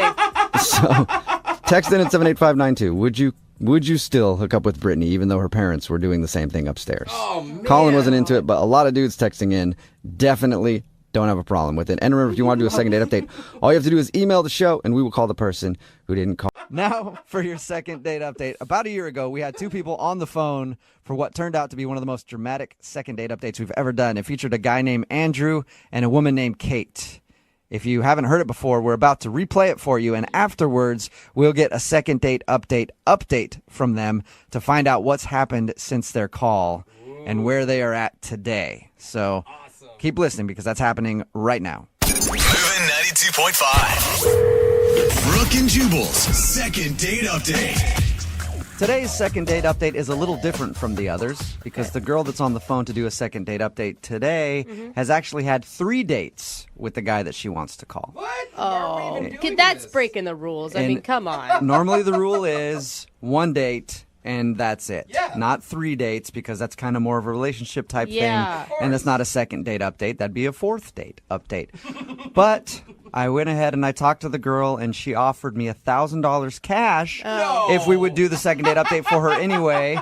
And you know what? Rules are meant to be broken sometimes. So, Kate, you will have my PayPal request in just a little while, okay? Yes, I'll get it right out All right. to you. You didn't know this second date update was going to cost you $1,000, did you, Kate? Well, I didn't, but I mean, I hope it's worth it. I swear, when you hear the story, you're going to understand why. Okay, so your email said that you've been out on 3 dates with this guy, and now he's just stopped calling you. Tell us a little bit about him. Okay, so his name is Andrew. Uh-huh. It sounds really cheesy, but we were doing like a volunteer charity event, and we met there, and we were working together, so we just had a lot of time, to like hang out and talk and stuff. And, we had a connection, and he asked me out on a date, and since then it's just kind of been like a whirlwind. You know what I mean? Like you're super into him and you see this going into like relationship status? Yeah, I mean, obviously not like right now at this moment because I'm calling you for a reason, but no, it was definitely like I felt like it was headed in that direction. Yeah. What did you guys do for your dates? Dates plural. So my first date, it was actually really romantic. We went on one of those dinner cruises, which I probably would have hated if it was someone that I turned out not to be attracted to. But we had so much fun, you know. Like if I needed to be trapped on a boat with anyone, that would be the person that I would want to be trapped on a boat. That's actually a good idea for guys to take girls on a dinner cruise date for the first date because there's nowhere to go. Yeah. But I didn't think about that. It does say that he was like really into you because if a guy is going to devote that much time and energy into a first date, he's obviously wanting to impress you. Yeah. Screw time and energy, just cash. That's not a cheap date at all. Okay, so you went on a dinner cruise. That's cool. What'd you do for your other dates? Yeah. The next date, we went on one of those like wine and tasting events like at a bar, which was, you know, like super casual, and it was fun because there were other people there, and so we got to sort of like spend more time in a group of people and see what that dynamic is like, and it was really fun. And then my third one was so sweet because I was really stressed out at work, and I think I had mentioned it like a couple times in conversation, and so he booked us a couples massage. What? That's like relationship status stuff. Yeah. So we definitely like took our relationship to the next level after that, and I'm, you know, like starting to feel emotionally connected to him and putting in, you know, feelings and effort and time. And since then, it has been complete radio silence. That's weird. That is totally weird. To put that much effort into all those dates. I know. And by effort, you still mean money, don't you? Pretty much. But I mean, you don't buy somebody a couples massage if you don't care about them. Absolutely. No, I mean, I wouldn't spend that much money, and I just can't believe he's like spent that much money for just a hookup. Right. Like, that seems like a lot of work. That was the first night you guys hooked up after the couples massage? Yeah. So he stopped calling you after the first night that you hooked up. Yes, I know. And it's like textbook. I know, but the lead up is so confusing because it's, you know, everyone's been in the hookup situation before, whether they like intended to or not. You know what I mean? And it usually doesn't have that much buildup. Usually someone doesn't put in that much time and effort and then go completely off the grid. It sounds like he was doing all that just to get in your pants, No, if I'm it being doesn't. honest. Well, it does if he's doing all Seriously, would you do that much? I wouldn't know, but a lot of guys would. I mean, if he's putting in all that effort and then stops calling you the moment that you guys hook up, sounds like that's all he wanted. Yeah. I don't know. I also, like, in my head, I'm kind of like wondering, was he like just getting out of a relationship and did he fix things? Did he go back to someone? And like all of it is totally like, if that were the case, you know, life happens. Some kind of answer, just some kind of conversation telling me what happened. That's where my mind goes to. I think, did you stay the night at his house? Yeah. What was it like in the morning?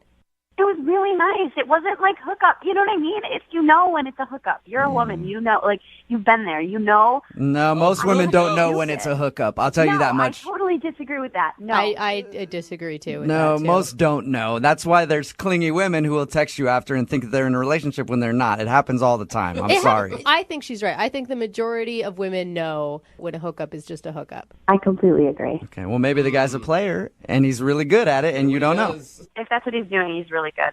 So I'm sure you've thought about it a ton then. If you don't think it's just a hookup thing and he was just kind of using you, then what do you think it is? I'm trying to think of anything at this point. I mean, that's why I need your help. I'm really interested to see why he would stop calling you after all those elaborate dates. And leaving his house, that was the last time you've talked to him? No, there have been like texts, like little texts, like, you know, I've been busy. Like, oh, you're just suddenly so busy. Yeah. You know what I mean? He's like scheduling cruises and massages, and then all of a sudden his schedule just got so packed. All right, well, we'll play a song, come back, call him, and get your second date update, okay? Okay. All right, hang on. Moving 92.5. Brooke and Jubal in the mornings. Second date update. Kate? Yeah? Seriously? I can't even believe that you want to call this dog back. Like, seriously, girl, you need to move on to greener pastures, okay? Because he totally used you, and now he's not calling you back, and I wouldn't even give him the time of day. You should not be doing a second date update. You need to move the along, all right? Snap out of it, girlfriend. Let's you and I go get some Cosmos and talk about this. In your mind, this is how female conversations go, isn't it? That was my conversation with Kate about moving on. Kate, are you about ready to call Andrew for your second date update? Well, after that, I'm feeling really inspired. Yeah, I bet. Empowered even, I'm sure. The reason that I said that is Kate actually wants to call a guy that she has gone out on 3 dates with. They've all been pretty elaborate. The last one was a couple's massage. There was like a dinner cruise and stuff in there. Anyway, after they hooked up, after the 3rd date, he stopped calling her. Hasn't responded to anything. So my first thought is that he just used her and just wanted to hook up with her, and now he's not calling her at all. That's why he's a dog, girl. Kate, what if that is the reason? Are you just going to let him have it? I'm going to be really pissed. Yeah. I'm going to dial his phone number right now and see if we can get him on the phone, okay? Yeah. Okay, I'm dialing the phone number. Oh, my God.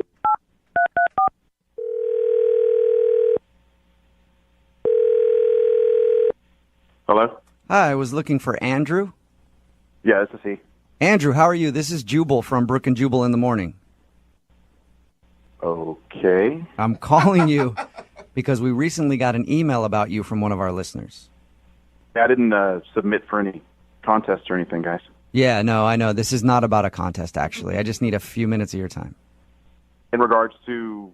In regards to a date that you went on. Actually, a few dates that you went on. What?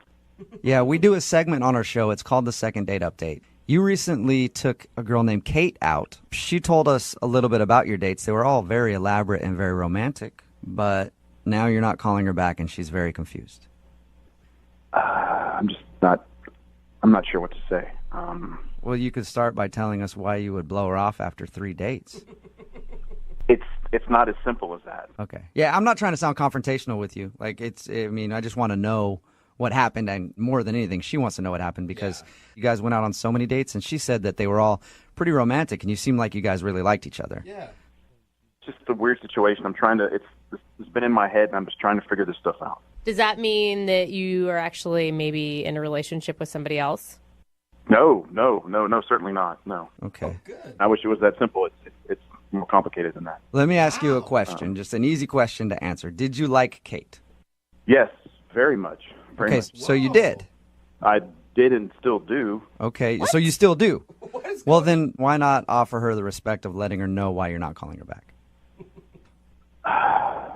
Well, I accepted a job offer in Germany that I couldn't turn it down. You what? I leave in a couple of weeks, actually, for Germany. Whoa. And that's why you're not calling her back?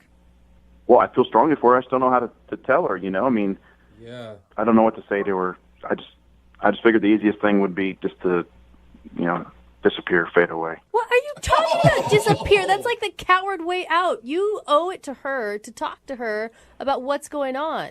Like I said, this is not an easy situation. I'm struggling as far as how to deal with this and what to do. Why are you struggling so much with? I mean, you guys have been out on 3 dates. It's not like you've been dating for months and months and months and you're leaving. Yeah. Why not just call her and say, "Hey, I'm moving. Sorry, we can't see each other anymore." I really like her a lot, but okay. So you see a future with her. If you were going to stay here and Germany wasn't in the picture, there's no question in your mind that you guys would continue this? If I was going to stay here, definitely. No question in my mind. Wow. But now that the reality is Germany, there's just no chance of that because, I'm moving. You guys could maybe try a long distance thing. That's not fair of me to ask her to do something like that. She's super sweet. She's gorgeous. That's not fair. Yeah, but how do you know? You don't know. I mean, you're putting your feelings on her. Like, you don't know how she would react to that. Actually, I am putting her needs first. She doesn't deserve to be in a long-distance relationship like that with someone. She deserves someone who's going to be there with her, contributing to her life. I'm putting her needs way above mine. I just don't know what to say. It sounds like you really like her a lot. Yeah, I do. Man, that sucks. Like, honestly, if I were in your position, that would be hard. Yeah. To meet somebody that I guess it sounds like you're falling for, and then you're like, man, now I got to move.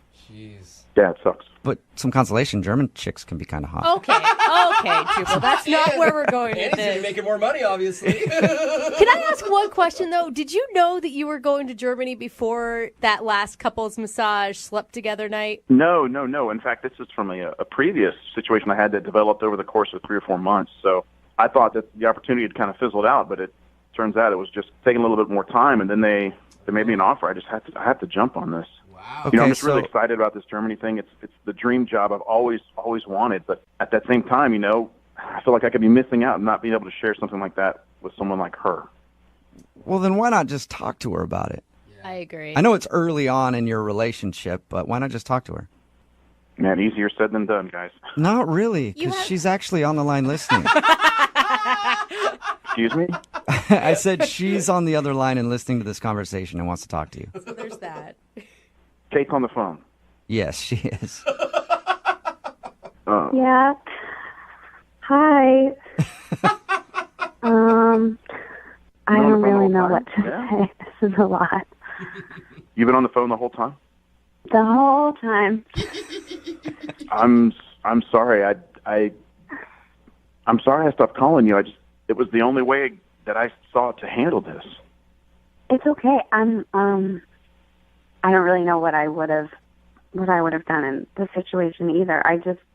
I wish you would have told me. But what you didn't should even I have said? mention That's that you the thing. applied. I know. I didn't even know that you even applied. You didn't even, that wasn't mentioned. Just in regular conversation. You know what I mean? So it's really out of left field. Well, I honestly thought that prospect had kind of just fizzled out long before I even met you. So it just kind of popped out of nowhere again. It just really sucks because I have strong feelings for you. I have strong feelings for you too. It's just not fair for you. It's not fair for us. Life is just not on our side, it seems. Well, Andrew, maybe life is on your side, and that's why you guys are being connected in a second date update to talk about it. I guess. I think about you every day, and I want, the long distance relationship is really, really hard, and it's not fair of me to even imply something like that, even ask that. It's only been 3 dates, but I can't stop thinking about you. So my heart says something, and my mind says something different. Kate, I'm just going to ask for you. Would you do a long-distance relationship? I don't know. Somebody's got to step in and ask her what her opinion is on that whole matter. I don't know. I don't know because it's not really being put on the table. It's not a real question. So I don't know. It's so soon and it's so new. And in general, would I do a long distance relationship? In general in life, would I consider it? Well, yeah, I would, but it's not really what's being asked right now. Well, the simple fact of the matter is, long distance relationships suck. This is really hard. My heart says something and my mind says something different. I'm thinking that I just need to sever this, cut this off, but I can't stop thinking about you. So I'm feeling like I need to ask you to go with me. I know that's crazy. I shouldn't have even said that. I'm sorry. I should not have even gone that. I feel like I just feel like I'm falling for you. You don't want me to go with? We've been on 3 dates. We can't. That's not a real. That's not a real question. Well, I don't want to put words in your mouth, Andrew, but I don't think you were actually asking her to go with you. I think you were saying that's the way you feel. I'm just not sure at this point. This phone call is really, it's even more confusing now, it seems like, but. Dude, it sounds like to me that if she would say yes, that is exactly what you're asking. I wouldn't want to ask her that. That's just a huge bombshell to drop on somebody. It's a lot of pressure to put on her. Let's play a game, Andrew. Let's put this relationship 7 months down the road. If you guys have been dating for 7 months, would you ask her to go with you to Germany? Yes. Wow. Oh, I just got Kate, what do you think about that? If you were dating 7 months, would you go? This is all a hypothetical situation. If we had been dating in the same way that it's been, if we just continued down the same path that we started, I don't see why I wouldn't consider it. But you guys have a couple weeks or whatever till you leave. You could bond. You could spend every day together. You could see how it goes up until then. And then maybe in 6 months she could come join you. You got it all figured out, Brooke. Yeah, she does. I'm so excited. This whole thing is just crazy, So let's just step back and let Kate process this. Well, how about you guys process together? Would you like to go out on a fourth date with Kate? We will pay for you guys to go out again at least before you leave. Yeah, talk about it. Kate, you want to go? Yes, of course. Yes. All right. Well, keep us so cute. Keep us updated on what happens. Okay. Okay. All right. We'll try. All right, and until you leave, Andrew, I want you guys to process as much as possible. Okay. Just keep processing Every night. every night until you leave, okay? Brooke and Jubal in the morning. What you just heard was a second date update with Kate and Andrew from over a year ago. And now they're back on the phone for a second date update. I'm so excited. You guys, welcome back to the show. Hey, thanks for having us. Thank you. No problem. So you guys had a lot of options on the table and like a lot to process at the end of that phone call. I know it was about a year ago now, but what did you guys decide to do? We decided to hang out as much as we could up until the last second. I think we had 3 more dates. And they were really great. It was awesome, but it felt like way too much to kind of move to Germany after a month of dating. Okay, so you didn't move to Germany with him after just 3 more dates. No, I did not. No. Yeah. That's probably a wise decision. So what'd you guys decide to do? Just call it quits altogether? Yeah, that's the update. They're just over. Yeah. They haven't talked to each other for a year. Yeah. We text once in a while, that's it. Yeah. Well, actually, it was a bit too much for her to join me in Germany, so we decided we would try it out, try the long distance thing if we could. And Really? yeah, Okay. we decided, we would meet as often as possible. But it was challenging for sure. So how long did you guys go after you left for Germany without seeing each other? It was like 4 weeks from when I left to when I saw her again, almost a month. Okay, and what was that like, the first time you guys saw each other after not seeing each other for a month? Oh, it was great. It was great. I was so excited to see her. Good. I didn't want to let her out of my sight, so. Okay. And then obviously you had to go back to Germany, though. Yeah. So yeah, you let her out of your sight. Yeah, a little bit. Okay, Jubal. So has the long distance thing been hard? I mean, it's exciting when you see each other again, but the time in between it's almost impossible. Do you guys Skype a lot? Oh, yeah. Yeah. Oh, Oh, yeah. God. All right. Or you could go there. Thank you, Skype. Oh, my God. Yeah, I bet. Yeah. So did you feel like your relationship grew, or did you just grow apart? It was really complicated, and then it just started to feel weird, and like, I don't know what it was, but it just wasn't working. Not being able to see each other, not to build that foundation just made it really, a trial after trial. You're ruining my romantic comedy in my head. There's just all those day-to-day things that you want to share with someone, and, we try to fill each other in, but sometimes you only have a few minutes, or I'd only have a few minutes, so we always kind of felt shortchanged, Mm-hmm. Yeah, that'd be hard to date somebody who's halfway around the world. Yeah, every time we were Skyping, either one person was in the middle of the night, it was hard to get caught up on sleep, or vice versa, so it was just hard. Not to mention, filling him in on day-to-day life, my friend Sarah, you're like, actually, I don't, because we went on 4 dates before I moved to Germany, so I don't know any of your friends. Right. Yeah. So, well, at least you guys can still stay friends then. I mean, it sounds like you're cool with each other. Well, you don't know the whole story. What? There's more to the story than that? There is. In fact, I moved back to be with Kate. What? Oh. You quit? Yeah. Wait, you quit Deutschland for Kate?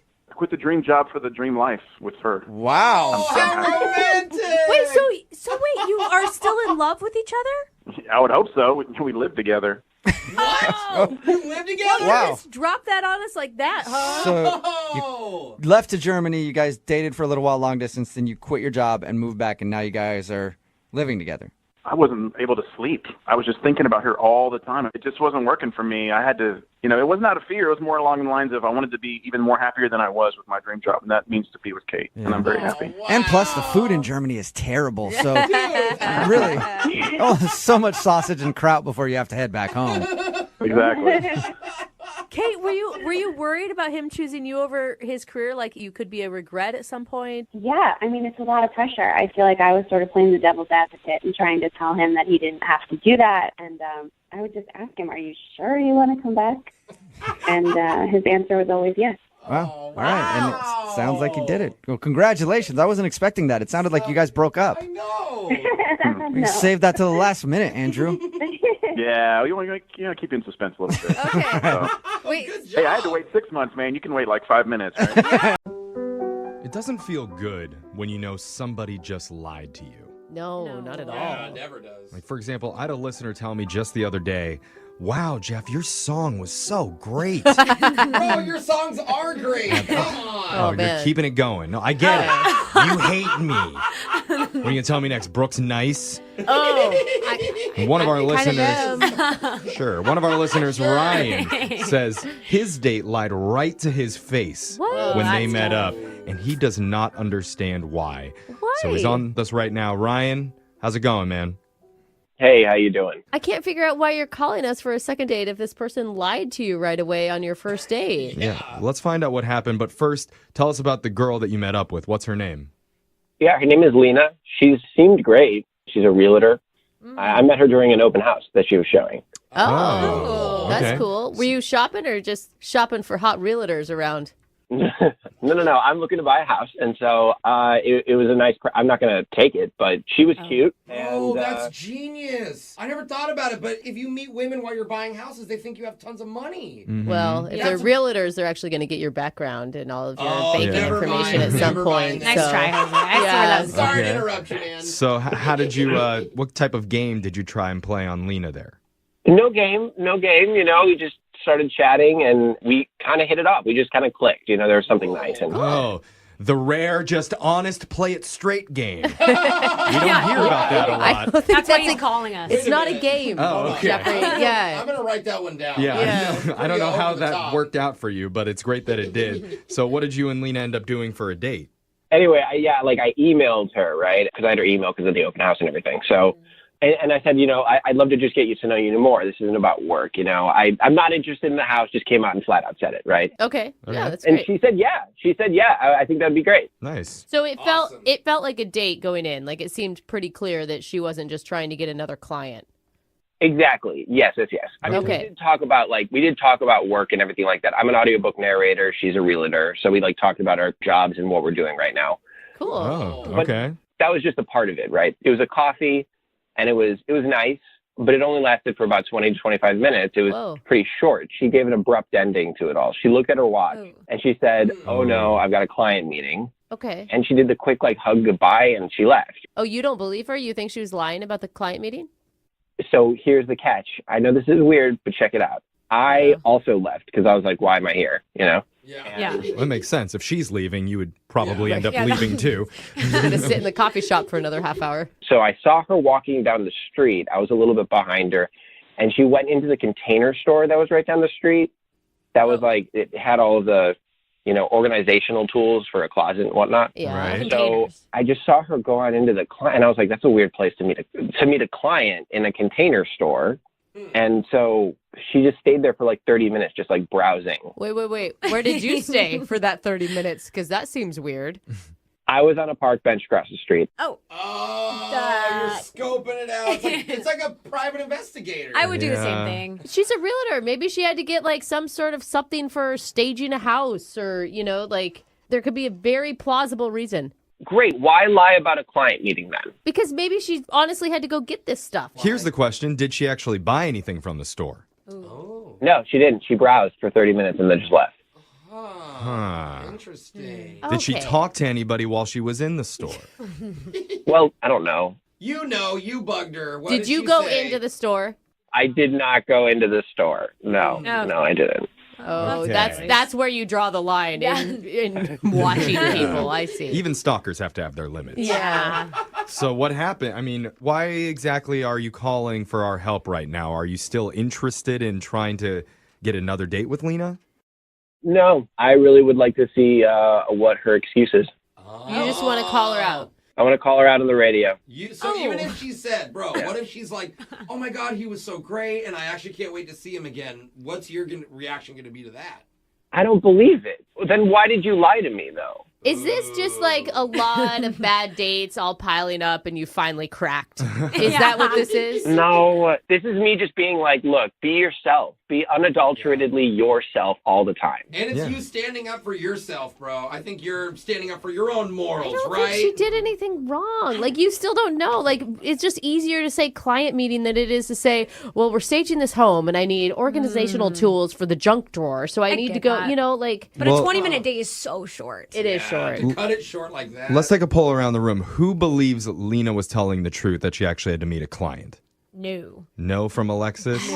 Can I vote that I don't think it matters? Like, I don't think. Way to take the safe answer, Brooke. I just don't think it matters. But I think she could absolutely, possibly be telling the truth. Okay. Absolutely, possibly. She's a liar, like all women. Oh, come all on. of them. All right, another burned, scorned you man. You love us and you never knew. Okay. You hear me? Okay. See, look at that. So What's your vote, Jeff? I think she was telling the truth. Okay, so Really? we got two for her, two against. Yeah. So I don't. Is there anything that happened during the coffee date that could have happened that would have made her want to leave early? Yeah. Good question. Oh, yeah. I've been racking my brain about that, and I can't think of it. Okay, you didn't yell at a barista or anything.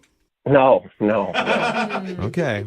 Well, we're going to try and do some investigating here. We'll get to the bottom of It's this. like we're going to be sitting on a park bench. I know. We'll play a song. We'll come back. We'll call Lena for you, and we'll figure out whether she lied or whether she told the truth. We're going to do it right after this in your second date. Thank you. Hold on.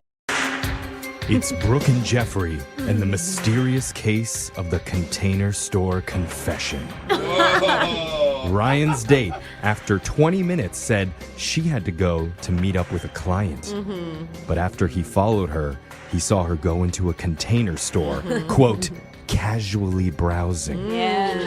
Which, might I add, Brooke, doesn't sound very urgent, like she said it was. Or very fun. Yeah. And so now I'm kind of back on the fence here. At first Are I said you? I believed Ryan's date actually had a meeting. Now, not so sure anymore. I'm waffling here. There you go. I'm just having a hard time siding with a dude who sat outside for 30 minutes and watched a lady from a park bench. Should have stopped and siding with the dude, Brooke. I mean, Okay. yeah, it's true. I mean, whatever happens, this is definitely going to be interesting. And Ryan, you say that you're an audiobook narrator. Once this mystery is solved, would you mind narrating it for the show?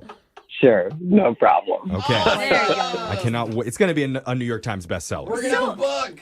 Here's my question, because you're all about the truth, right? You want every last detail of the truth. And so does that mean when we get her on the phone, we can tell her that you sat outside on a park bench and watched her while she shopped?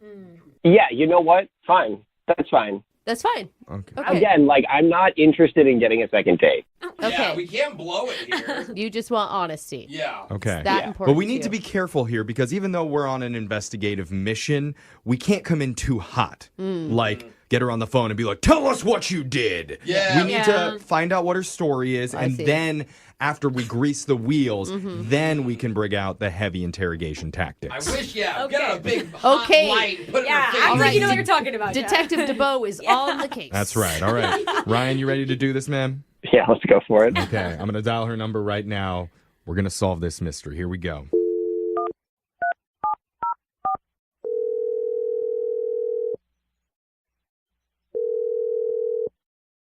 Hello? Hi, is this Lena? This is she. Hi, Lena. My name's Jeff. I work on the radio show Brooke and Jeffrey in the morning. I was hoping you have a second to talk with us. Sure. What is this regarding? This is regarding a date that you went on not too long ago with a guy named Ryan. Oh, what is this about? This is a segment that we do on our show called a second date. It's where if you go out with someone and afterwards if that person isn't calling you back, you can email our show and we'll help you figure out the reason why. Oh, okay. All So right. Ryan, we've spoke to him a little bit before. He told us about your date and he's a little bit confused about how everything ended. So we're hoping to get your perspective on what happened. Would you mind telling us about it? Yeah, I mean, we went and got coffee, and that was that. Yeah, he told us that. He said it didn't last very long. It was like 20 minutes or something, and then you kind of bailed quickly at the end. Mm-hmm. Well, I didn't really realize what time it was, and I needed to run, so, like, I needed to wrap things up. Aha! You didn't need to run because he watched you. Okay, hold on. What? Sorry, I thought he said we could. Lena, this is going to feel a little awkward here, but and I don't think Ryan meant to do this on purpose, but after you guys left for coffee, he said he left as well and ended up going in the same direction as you down the street, and he saw you go into a Container Store.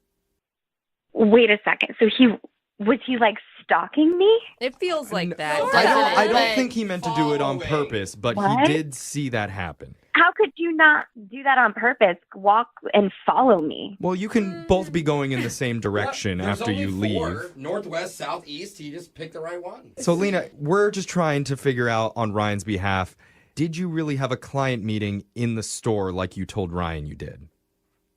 Wow. So he follows me, and I have to now account for my actions. And See, Jeffrey? Yeah. See? We're just trying to... Ryan just wants to know if that was the truth or if he did something wrong that made you just want to get out of the date. I just think you need to be blunt with him and just tell us why. Why didn't you want to see him again? Because he really honestly has no idea. he has no idea at all. None at all. Well, he's just confused because, you said, I really have to go. You looked at your watch even, and you're like, this is urgent. And then you casually browsed around afterward. And so he feels like he was lied to. What do you mean casually? How did he know that Wait. Guys. Because he was on a park bench watching you the entire time. It's really weird. Okay, can you just tell us what you were doing? So he's a psycho. Look, you can understand. Dating is hard right now. He feels like he's being lied to. It's his last straw. He's not not trying to attack you or anything. He just wants to know the truth. He's just exhausted from this whole process. Yeah, we're not the truth. We're not Did trying he to tell you everything that happened through the coffee conversation? Well, he said it didn't last very long, and He he didn't didn't tell have much of a chance to talk with you. Okay, so I don't know if he told you this, but he's a narrator for audiobooks. Yeah, okay. Right. So he takes out an MP3 player and he hands me like one of his headsets and says, "Here, you need to listen to this." And I'm like, okay. So I put it in. I'm already kind of weirded out because it was been in his ear and I don't know. Oh, yeah. But just to be nice, I listened, and he's actually kind of talented. But when we were done, I'm trying to just put on a face because I'm like, I don't know what he expects from me. And then he's like, "Did you hear how I said the word exploratory?" And I'm like, "What?" And he's like, "Very powerful, huh?" And just starts going on about himself. And at this point, I'm a little kind of taken aback because he just seemed extremely obsessed with himself. So he made you listen to his voice on an audio recording and then had you review his performance of it. Yes.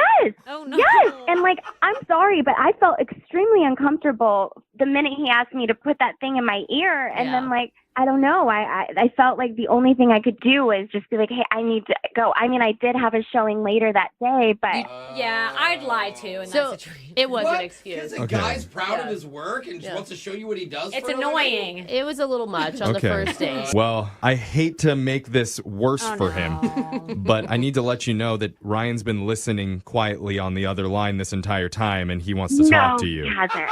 Yeah. Stop. Oh my God. Ryan, you there? Yeah, I'm here. How do you feel?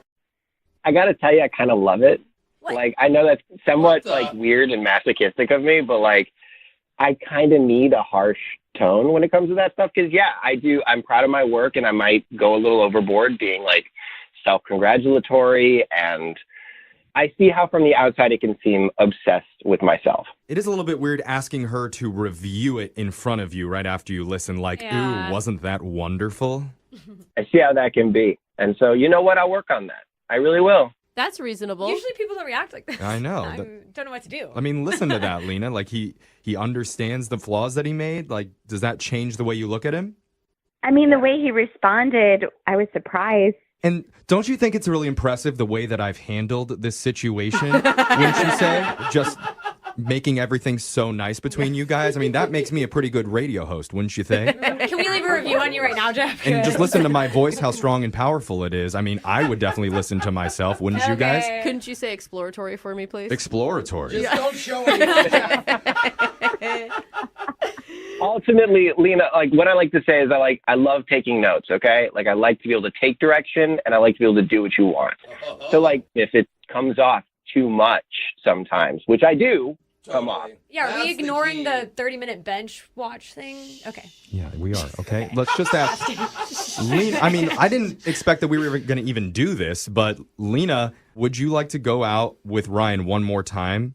And we'll pay for it, and he won't make you listen to any of his work. I'm rooting for this, Lena, because it's like logic and reason have finally maybe prevailed. You've switched teams, bro.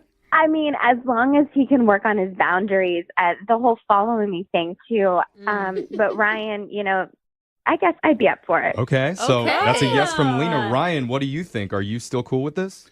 No. Ultimately, she lied to me.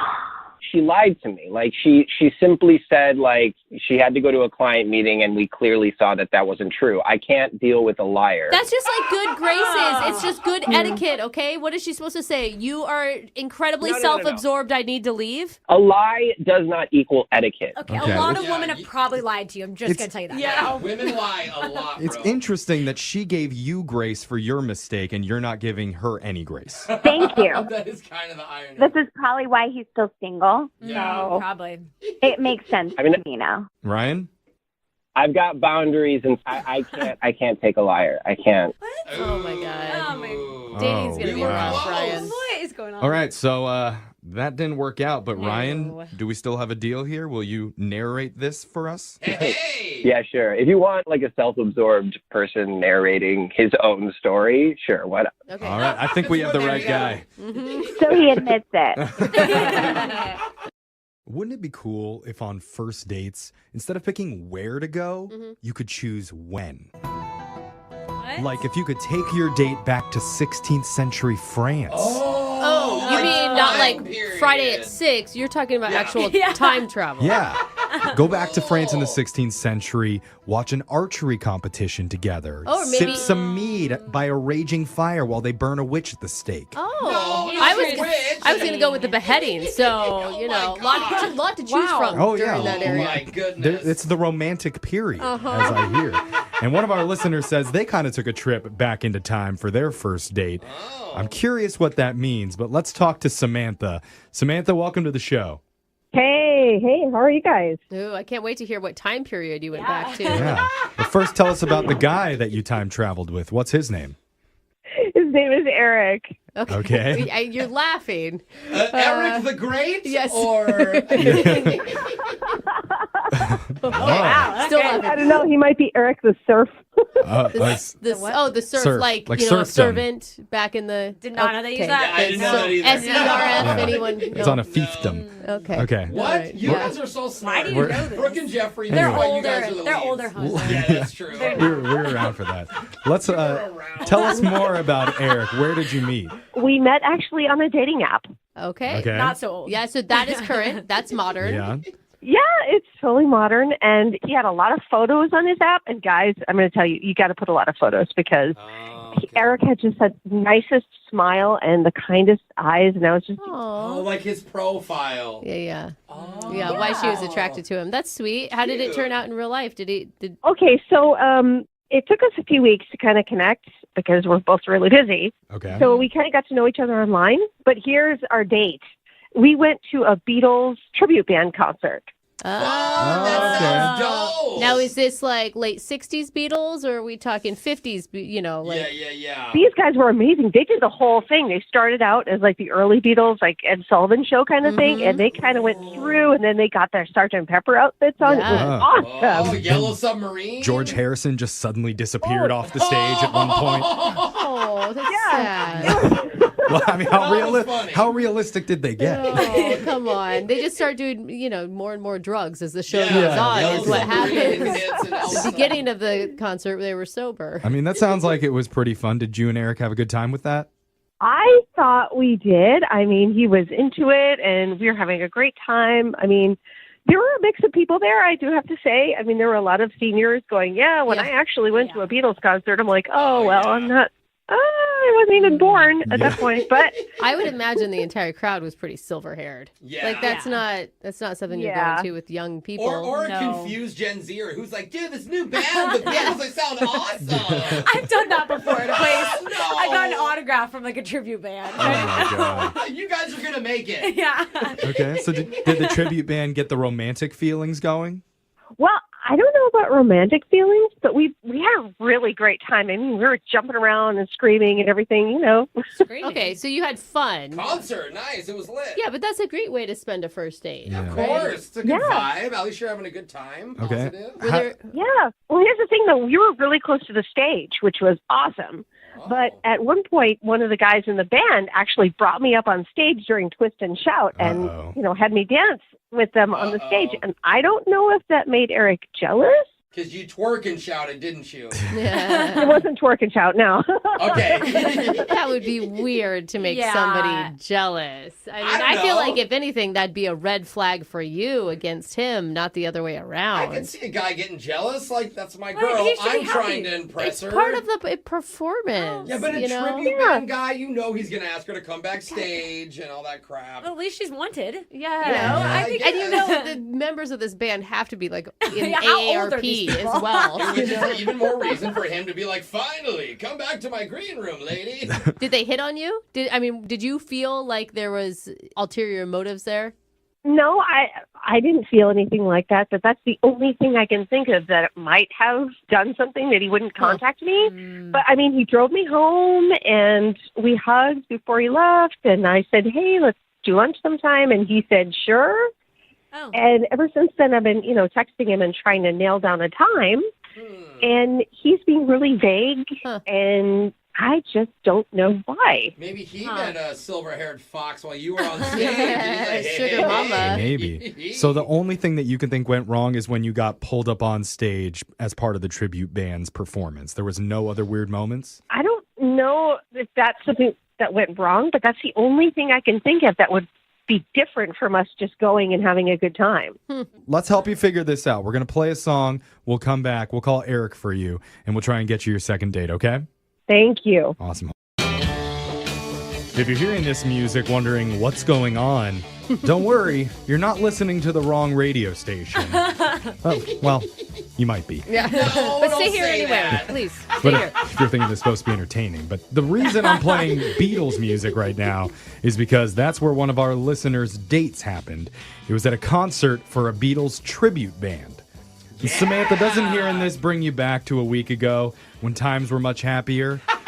You're doing the hand jive together with Eric? It does. We had an awesome time, and I just thought it was completely romantic, the whole thing, but maybe he didn't. Yeah, well, he's not calling you back, so I think you may be right. You could have bad sign. Twist and shouted too loud. Yeah. I never asked, was the Beatles thing your idea or his idea? It was my idea. I actually have been a Beatle fan my whole life. Yeah. I thought it was his idea. Yeah. Interesting. No, it was my idea. Here's the funny thing, though. I actually learned to read by following along with the lyrics on the back of Beatles albums. So that's cool. They didn't just teach you in school? I think the question is, are you sure you're under the age of 55? Yeah. I am. I promise you that I am. It's just my parents were really into them, and that's like all I heard. Yeah, right. That's how I heard them, yeah. So, I mean, by the time I was 3, I knew all the songs and all that stuff. So Okay. I hope you didn't fanboy too hard. Yeah. Fangirl, I mean. While you That's were out possible. You did mention you thought the one maybe weird part of it was when they brought you up on stage during part of the performance, and you were worried maybe Eric got jealous of that. yeah, and I was having a fabulous time with the band members, doing twist and shout dance and all that, and he smiled and he seemed to be having a good time, but I don't know, maybe he was jealous of that. Yeah, and come on, obviously you're going to be the one they pull up on stage. All the other ladies would not be able to take those stairs with their hips. Yeah, exactly. All right, well, let's do this. We're going to dial Eric's phone number right now. We're going to try and get you your second date. You ready? Yes, Okay, please. here we go.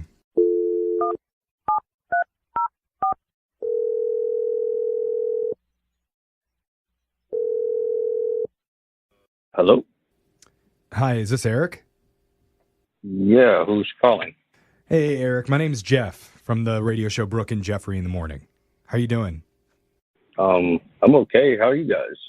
Oh, that's no one ever asks us that. That is so nice. I know. So nice to meet. I'm well. I'm pretty depressed. Okay, well, terrible answers. That's no wonder another anyone asks segment. us. Eric, we're doing a segment on our show called A Second Date. Are you familiar with that at all? Not really. A second date? That's right. So the way it works is if you go out with someone and afterwards, if that person isn't calling you back, you can email our show to reach out to them for you to help you figure out the reason why. It's a little odd. Like, we use a radio show to do a date follow-up? Is that what you're saying? Well, it's sort of a last resort. It's because this person feels like they're having a hard time getting in touch with you. And her name's Samantha. Oh. No, I mean, she was sweet. I mean, we had a cool time. Cool time. Ooh, you don't sound stoked about it at all. No. I mean, we're hoping that maybe you'd be willing to tell us a little bit about what happened at the concert or why you're not wanting to see Samantha again. Yeah, because she told us about the Beatles cover band or whatever that you guys went and saw. To be honest, I mean, I enjoyed her company and whatnot, but it was kind of a little bit out of my wheelhouse, music-wise. You're not a big Beatles fan, huh? No, I mean, I know some of their songs. I mean, it's the Beatles. Who doesn't? But it's like she knew like every lyric to every song, and I kind of felt bad because I'm like, okay, I don't recognize this one. Is the real problem just like you didn't have time to talk to her because she was singing the whole time? Is that what you're saying? You didn't get a chance to get to know her? Right, like she was kind of more into the concert. I kind of felt like a not necessarily a date, and more like just a tag along. Okay, well then, if that's how you feel, that's okay. But why not for your next date, get a chance to know her and do something new? That's the issue, because she texted me and said, hey, I had a good time. And of course I replied, hey, and she's like, oh, we should do this again. And she gives me a list of like all these cover band dates she wants to do. And it's like Beach Boys and Simon and Garfunkel and Fleetwood Mac. It's like, What? So Harmon and Garfunkel? Simon and Are you Garfunkel. being serious? I don't know.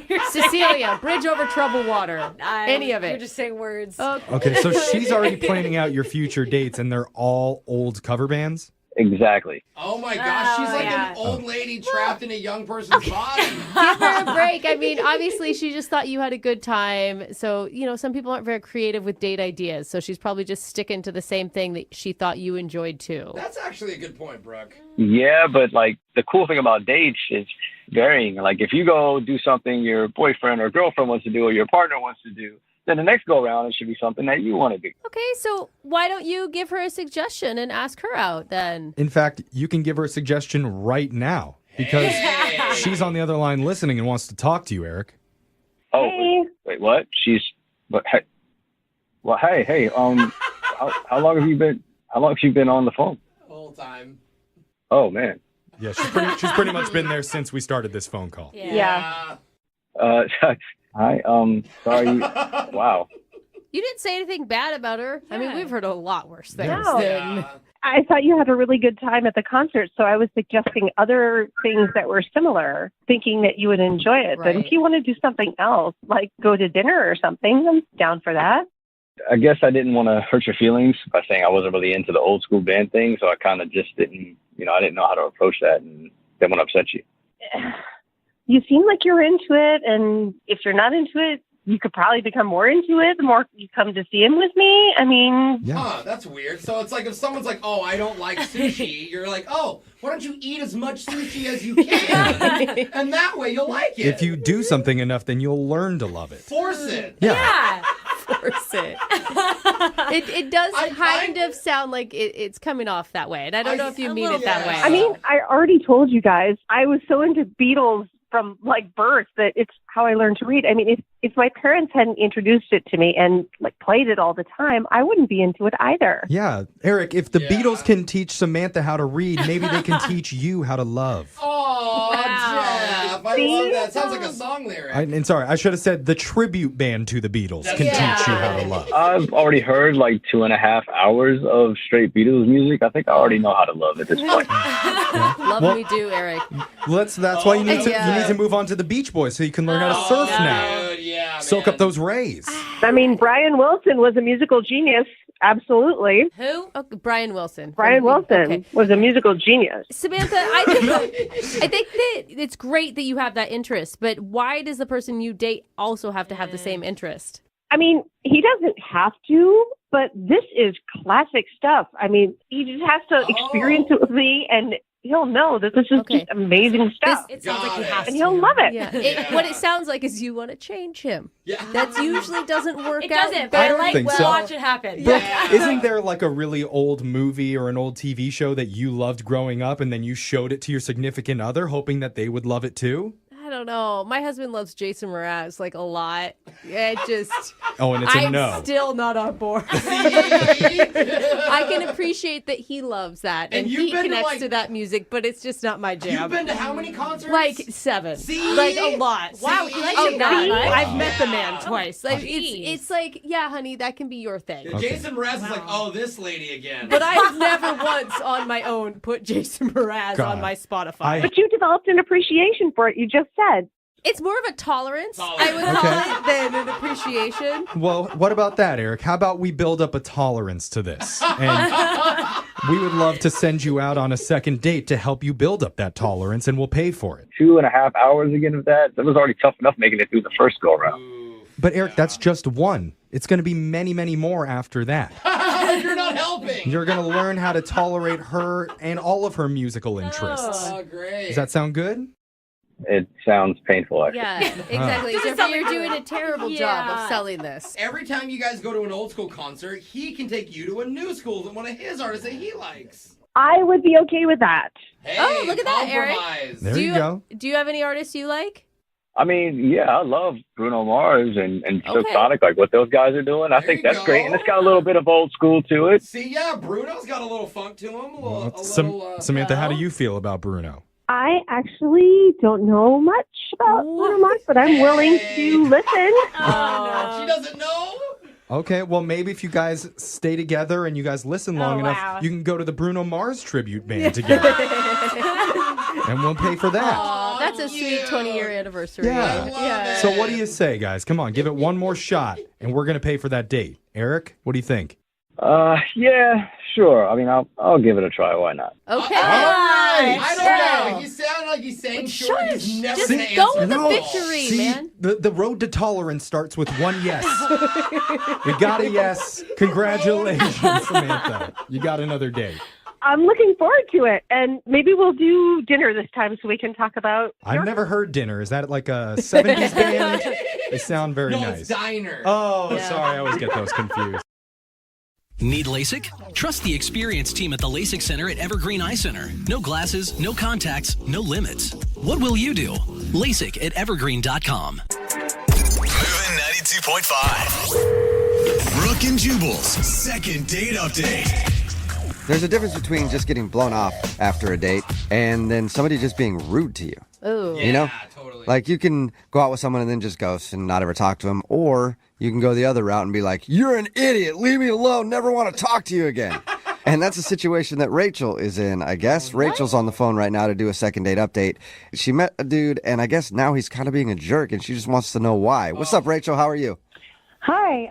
Oh, God, I know why he's being a jerk. Jeez, what's your attitude for, Rachel? Come on. I'm such a mean. Yeah. You laugh is mean. Yeah, you sound so hard to deal with. I'm not. I don't think the question here is why is he not calling you back? It's like, why do you want to call him? Why do you want to waste your energy on this dude? I mean, he was hot. Okay. Okay. Like, we got it off. I mean, we hit it off right away. You like, almost said we got it on. Yeah. Did you get it on during your date? Maybe we did a little. Okay. A little bit. Okay. We'll get into that in just a second. But tell us about the dude. What's his name, by the way? His name is Jason. Jason, all right. And where did you meet Jason? I met Jason at a house party. Okay. We were at this party together, and I was in the other room, and I could, like, see into the kitchen. Uh-huh. And I could just, like, tell from the back of his head that he was, like, so hot. Like, I just saw him. I didn't even see his face. Dude, if a man is hot from the back of his head, he is definitely. I've never heard that. Well, you ever look at someone from behind and you're like, man, they're hot. Yeah. But sometimes they turn around and you're like, whoa, was I wrong? Yeah. Not in this case? No, not in this case. I mean, it was, like, gorgeous man, like a light was shining around him. He was like the life of the party. He looked so good. And then I was just sort of like, I locked eyes with the back of his head, but I was like waiting. And then finally he did turn around and I was like, I knew it. I knew it. Yeah, I mean, I was totally right. Did you approach him or did he approach you? Well, I kind of casually made my way into the kitchen, and I walked over to his group of people he was talking to, and just sort of basically laughing at everything that he said. Oh, so you just sort of inserted yourself in the conversation and then just started laughing at whatever he was talking about. Yes, I thought I was pretty smooth about it, but I mean, I was going in. You know what I mean? Okay. I was making an approach. And did he notice you right away? I mean, eventually he did. He noticed that I thought he was hilarious and clearly thought that he was, hot because I was, staring at him laughing. But, it felt like he was reciprocating, Well, you said that you guys kind of got it on, so I guess he probably was reciprocating. Yeah, I would say that. Yeah. How'd the rest of the evening go? I want to get to the... It was mostly awesome. A little tiny awkward thing happened, but mostly we were basically I realized that nobody was around us. It was just the two of us, and we were really having a good time, and we were having drinks, and eventually we made our way outside. And we were outside and talking, and then we sort of found our way to the side yard, and we're not talking so much, and we're more making out a little bit. Okay, all right. side yard makeout session. Yeah, that's so nobody can interrupt. Yeah, it was kind of great because it was just we were still at the party, but we were in our own little space, and we basically started fooling around, and we were having a lot of fun. Things were getting a little crazy. Mm-hmm. And we sort of slammed into a trash can. Jeez. Yeah, things were getting Wow. crazy. Oh, damn. My God. Yeah, She grabs it and just... seriously. What happened? Well, the trash can was one of those loud kind, and it tumbled to the ground, crashing into the pool deck area. It was really loud and a little Jeez. awkward. Okay. And basically, the host came out with a flashlight and totally shined it on us. That's awesome. Yeah. Yeah, they're expecting raccoons, and they come Seriously. around to see you guys make it out. Yeah, it was we were totally caught. Yeah. I just picture the two of you, you're bent over and you're looking at the flashlight and your beady little eyes. Yeah, totally. It was a lot like that. Okay, that's nice and awkward. Did you go back into the party after that? Yeah, we sort of got ourselves together, and we it was funny. We thought it was funny. Okay. And then so a couple days later, basically I texted him, and he was like, "Who's this? I have a new phone." And then I was like, "I'm Rachel from the party." Rachel, the not raccoon from the party. Yeah, totally. And now he is being really rude. What do you mean? How is what's he he being saying? rude if he doesn't know who you are? Well, exactly. That's what I'm saying. He's acting like he doesn't know who I am. But, how could you not remember that? How could you forget that? So. And you sure you have the right phone number? We texted that night. I saw him receive a text from me that night. And then, we texted for a couple days after, and now it's now he's acting like I don't exist.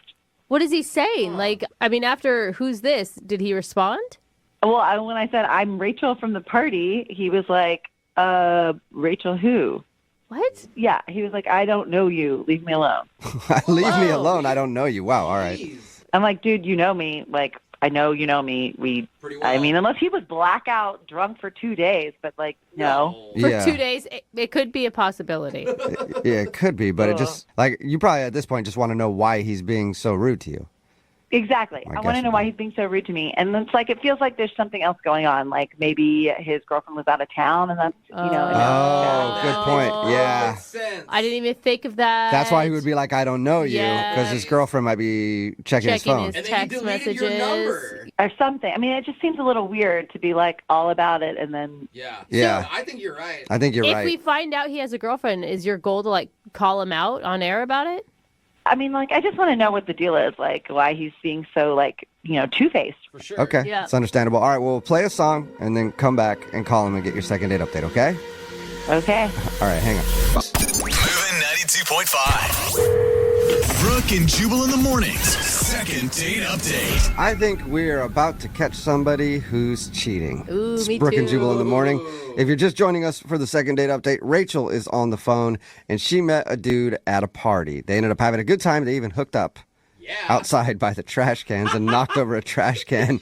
And the host of the party thought they were raccoons getting into the trash and actually caught them in the act. That was embarrassing for her. But anyway, she liked the dude a lot. They texted a little bit right after meeting, and then he disappeared. And then she texted him again, and he said, new phone, who this?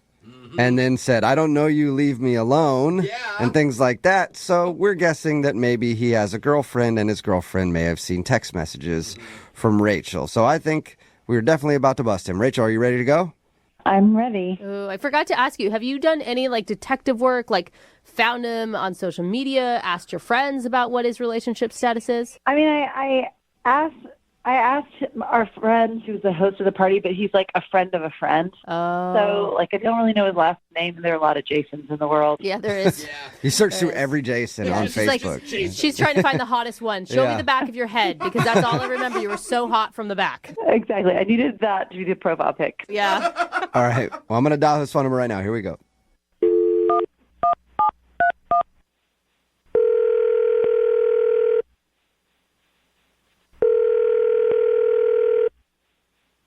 Hello? Can I speak to Jason, please? This is not Jason. I'm sorry, what? This isn't Jason. That is. Oh, all right. Well, who is this then? This is Trevor. Okay. Well, this is Jubal from the radio show Brooke and Jubal in the Morning. Do you know Jason at all? Wait. No, you're not. Yeah. Oh, you Yeah, listen, yeah. Trevor? Are you kidding me? No, I'm not. Hey, Trevor. Oh my God, I follow you guys on Instagram. Sweet. Oh. Thanks, Trevor. Sweet. Appreciate it. What are you guys calling me for? What did I win something? No. No, you didn't. I'm not even trying to call you, Trevor. I'm trying to call a dude named Jason. Well, that hurts. If you don't remember the God. beginning of our conversation. Well, this is my number now. Oh. Okay, so you just got this phone? Yeah, I've been getting calls all week for this Jason dude.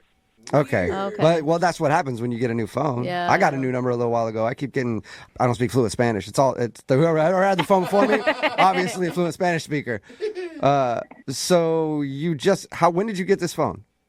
Like a week or so? A week. All right. Okay. Well, that sucks because we're trying to do a second date update, and this girl, Rachel, was looking for a dude named Jason, who apparently used to have this phone number. Oh, Rachel, is she kind of hot?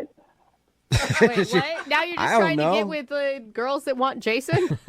I mean, I don't know. I mean, I'm just curious. Is she a hot girl or, I don't know if she's hot. She probably is. Jason, according to her, Jason was like the hottest man on the planet, and Jason was interested in her, so we don't get to see her. She just called us. So wait. I listened to the second date updates that you guys do, and does that mean she's on the line, like, right now? Yeah. She is on the other line, Trevor. Oh. Well, what's up, Rachel? Trevor, you're funny. I'm like trying to get a second date from Jason. That's what's up. Oh man, that sucks. I mean, why did he ditch you? Did you do something, or like did you do something weird? Trevor, I don't even know how old you are, and I don't know how you took over this segment, but good work, man. I mean, he's kind of doing our job right now. Seriously. I don't really know. I didn't do anything. This is weird. I mean, you must have did something, or maybe he just, maybe he was just staring at other chicks or something, Trevor, he doesn't have his phone number anymore. She can't get a hold of him. You obviously have his phone number. I mean, yeah. I mean, I have the phone number now, but I mean, that was a week ago. That's old news. Jason's old news. All right, no, this is really cool. This is cool. So, Rachel, tell me what happened. Tell me what happened. Tell Trevor. Let Trevor fix it for you, Rachel. I mean, it's like, why? I mean, I don't know. It's not that. Why am I talking to you about this? Like, like this guy Jason and I met at a party, and we really hit it off. I'd like to talk to him again. I mean, did you guys hook up at all? What? That's none of your business, Trevor. Oh, that totally sounds like you did. He totally did. Oh my God, Trevor! Trevor, I love you. Rachel, you're being trolled by this dude. I mean, I'm a single guy. Oh my God, what is happening right now? You want to go on a first date with me? Oh, wow. Oh, well, Trevor, I mean, give her some stats. What do you have to offer her? What do you look like, man? I mean, I'm pretty handsome, I just got a job. And Yeah, you got some. I mean, I'm like those are good qualities to have, a job and like handsome. I think that you might be, I'm just guessing like a decade younger than me, I think, maybe. I mean, I'm old enough to at least have the phone now, so. I'm old enough to have a phone. Yeah, he's got a phone, just got a job. Oh my God. Yeah. But he's in high school. What do you think, Rachel? I can't really believe that this is happening. I mean, you better believe it, baby. I mean, baby. Just, I mean, listen, you got ghosted by him. I'm not trying to ghost you right now. Yeah. Right now. Right now, though. Uh-huh. Who knows? Rachel, are you considering this at all? He's charming. I mean, I really don't think so. Oh, come on, Rach. I mean, listen, we can even just hook up later. Yeah, I'm not going out with you. You sound like you are in high school. I'm not in high school anymore. Like currently, because you're on the phone with us, but like later on, you probably have to go to school. I mean, yeah, I've got classes later. That's about it. Okay. This is not exactly what I thought was going to happen. Was this phone call? Come on, Rafe, give me a shot. Let's just hang out. You know, just like maybe there's a reason that we have our numbers now, each other's numbers. Maybe there's a reason that this happened. Ooh, kismet. Rachel, would you go out on, I guess, a first date with Trevor, who I think is a high schooler? Yeah, and we will pay for it. I don't think it's legal. I just want to throw that out there.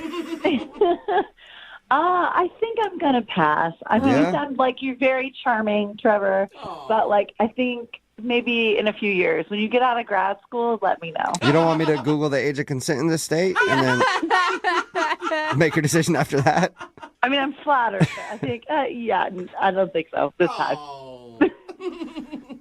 Well, I mean, good luck with that Jason dude or whatever, that jerk. And he's still got my number, so if you ever want to talk about it, you know, I'm here. I'm here for you. I'm here. He's persistent. Yeah, he is. Brooke and Jubal in the morning. Take a seat. Text in at 78592 that says, you need to hire Trevor as an intern right now. Yeah. He's hilarious. It's Brooke and Jubal in the morning. If you missed today's second date update, Rachel called us and she wanted us to get a hold of a dude named Jason. They met at a party. They hooked up actually in the side yard and got caught by the host. And they texted for a day or two afterwards. And then suddenly he stopped responding and then started responding rudely. Like, who's this? I don't know you. Leave me alone. And then we called that number and a kid named Trevor answered and said that he just got a new phone. Yeah. So obviously Jason had canceled his phone service and Trevor must have got his new number. Yeah. And then Trevor started hitting on Rachel and tried to get her to hang out sometime. Dude, she said no because Trevor sounded like he might be late for social studies class. Right? He was definitely in high school. Yeah. But he had so much game. Yeah, people texting in like, this guy's a legend already. Yeah, dude, I think she almost said yes. Right? I think so. Until she had to check herself and be like, wait a minute, I don't need to go to prom again. Yeah. Moving 92.5. Brooke and Jubal's second date update. Well, I do declare I'm excited about today's second date update. You're a Southern woman? We have a bona fide Southern gentleman on the phone, and I can't wait to talk to him. His name is Jeffrey. Most likely Jeffrey Beauregard. That's what I would think. His email said that he just moved to town from the South and is having trouble meeting ladies and finally found a date, and now she's not calling him back. Jeffrey, I say that is a travesty that would happen to you. Well, yeah, you know, I got to agree with you, ma'am. Oh, my God. He's actually batting his eyelashes at you right now, Jeffrey. You better be careful. He may drop a white glove on the ground any moment. Well, you know, I got to tell you something. Where I'm from in the South, there ain't any women who talk like him or look like him anymore. So, Way to just dash my dreams, Jeff. How you doing, man? Thanks for your email. Yeah, you know, I guess I'm doing okay, all things considered, except for this girl not calling me back. That's, you know, that's why I'm here. Yeah. How long you been in town? And I'm assuming that you've been listening to the show for a while if you're willing to do a second date update with us. Yeah, I've been here for a little over a month now, and I actually move around for work a lot. I've been all over the South, and I'm kind of starting something new in here in the area, and so I like my morning shows. I'm trying to meet people and do stuff like that. So I heard you guys, and Jubal, maybe it was that inherent Southern charm you had in there. Well, I do tend to connect with my Southern gentlemen, don't I? Tell us a little bit about the girl that you want to call today. Her name is Alana, and I think this story is it's just sort of typical, I guess. We went out to a restaurant on a date. We met online because I'm new. I don't know anybody in this area, so I was going online, and so went out to a restaurant. Now she had to drive. Sort of a long story. My car is actually being shipped. Okay. I'm not going to go on all that, but when you say car, I'm assuming you mean jacked up truck, right? Yeah. That's how it is in the South. We all got trucks. And had you online dated when you lived in the South, or is this your first go round? I've done a little bit before. Nothing too serious. Just this is it's a little embarrassing because I don't have my car, and I'm not usually the one that the girl has to come pick up. That's a little embarrassing for me. But she was cool. It didn't seem to matter to her. You know what? No matter how progressive you think, it's always kind of weird whenever you're going out on a date. As a guy, you just feel like you should be the one picking them up. Absolutely. And I've gone on a couple dates like that when my car was in the shop or whatever. I was like, yeah, you want to go out? And she's like, sure. And I was like, well, you got to come pick me up. It's always kind of an awkward conversation for some reason. Yeah, that's kind of how it felt. Did you make her get out of the driver's seat just so you could open the door for her? No, I didn't do no. I know where I am. I didn't try any of that stuff. So, but I think I know why she's not calling me back. We went to dinner. It was fine. We talked, had a good time, but I didn't have my wallet on me. I realized it fell out in the car. So at the end of dinner, when I realized I was going to pay, because I at least do that much, and I realized my wallet had fallen out. So I asked for her keys to go look back in her car, and she kind of looked at me nervously, gave me the keys. She probably thought you were about to steal her car. Because you read a lot of these news stories about people who go out on online dates that end up stealing somebody's car on a first date. Oh, no, I've never read about that before. Is that a thing people do? Oh, yeah, it is, dude. Go ahead and Google it. There's stories about it all the time. I'm sure she just thought you were cheap, not that you were going to steal her car. Yeah, I mean, we've been making jokes about how I was a fish out of water all night, so, maybe she was thinking I was some weird serial killer car thief person. Yeah, I mean, it seems convenient when you're at dinner and you're like, oh, man, I left my wallet in your car. Can I borrow your keys, please? I'll be right back, I swear. Yeah, that's exactly why I think she might not be calling me back. But I found my wallet pretty quick, came back, and I paid. And so after that, of course, she drove me home. That's weird again. That's even weirder. But at the end, we shook hands.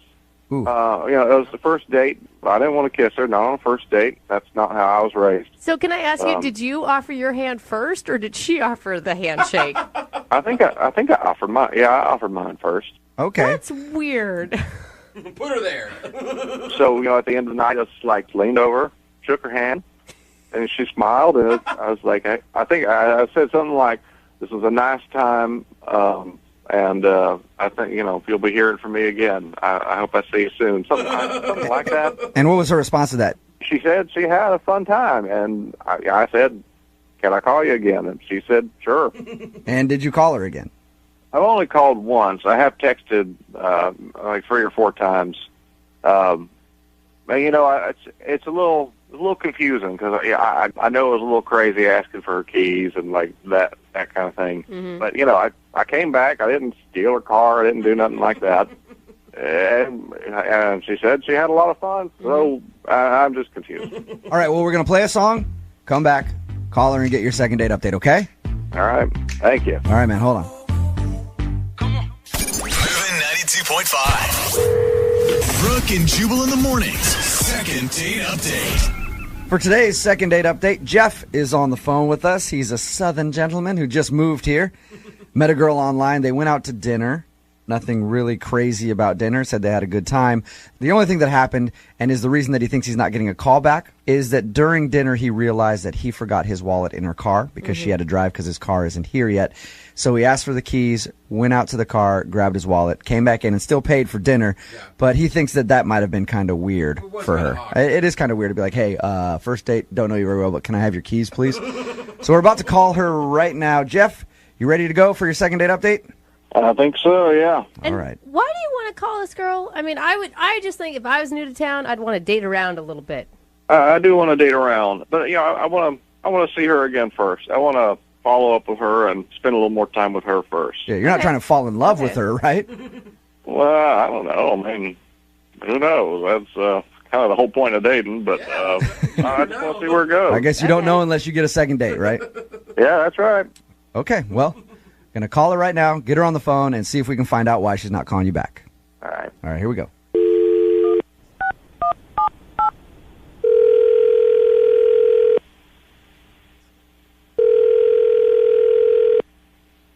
Hello? Hi, can I speak to Alana, please? Yeah, this is she. Hey, Alana, how are you? This is Jubal from Brook and Jubal in the Morning. What, who? Jubal from Brook and Jubal in the Morning? I don't know who that is. I'm sorry. That's all right. There's a lot of people that don't know who it is. It's a radio show, morning radio show. How you doing? Okay. I'm calling you because you recently went out on a date with one of our listeners, and they wanted us to get a hold of you. Okay. What's their name? He's a southern gentleman who just kind of moved to town. Do you know what I'm talking about? His name is Jeff. Yes, I do. He actually emailed us and told us a little bit about your date and is confused as to why you're not calling him back, so he asked us to see if we could get you on the phone and find out why. I don't know. I just didn't really work. You didn't really work? The whole date was just weird. There were little things that happened the whole date, and it just didn't really go well. Okay, can you put it so that we can tell him? Can you describe in your own words the date then? Because it sounds like more happened than what he told us. I mean, we're just really different, really, really different. I think during dinner, I went to use the restroom, and I got back, and I heard him pass gas.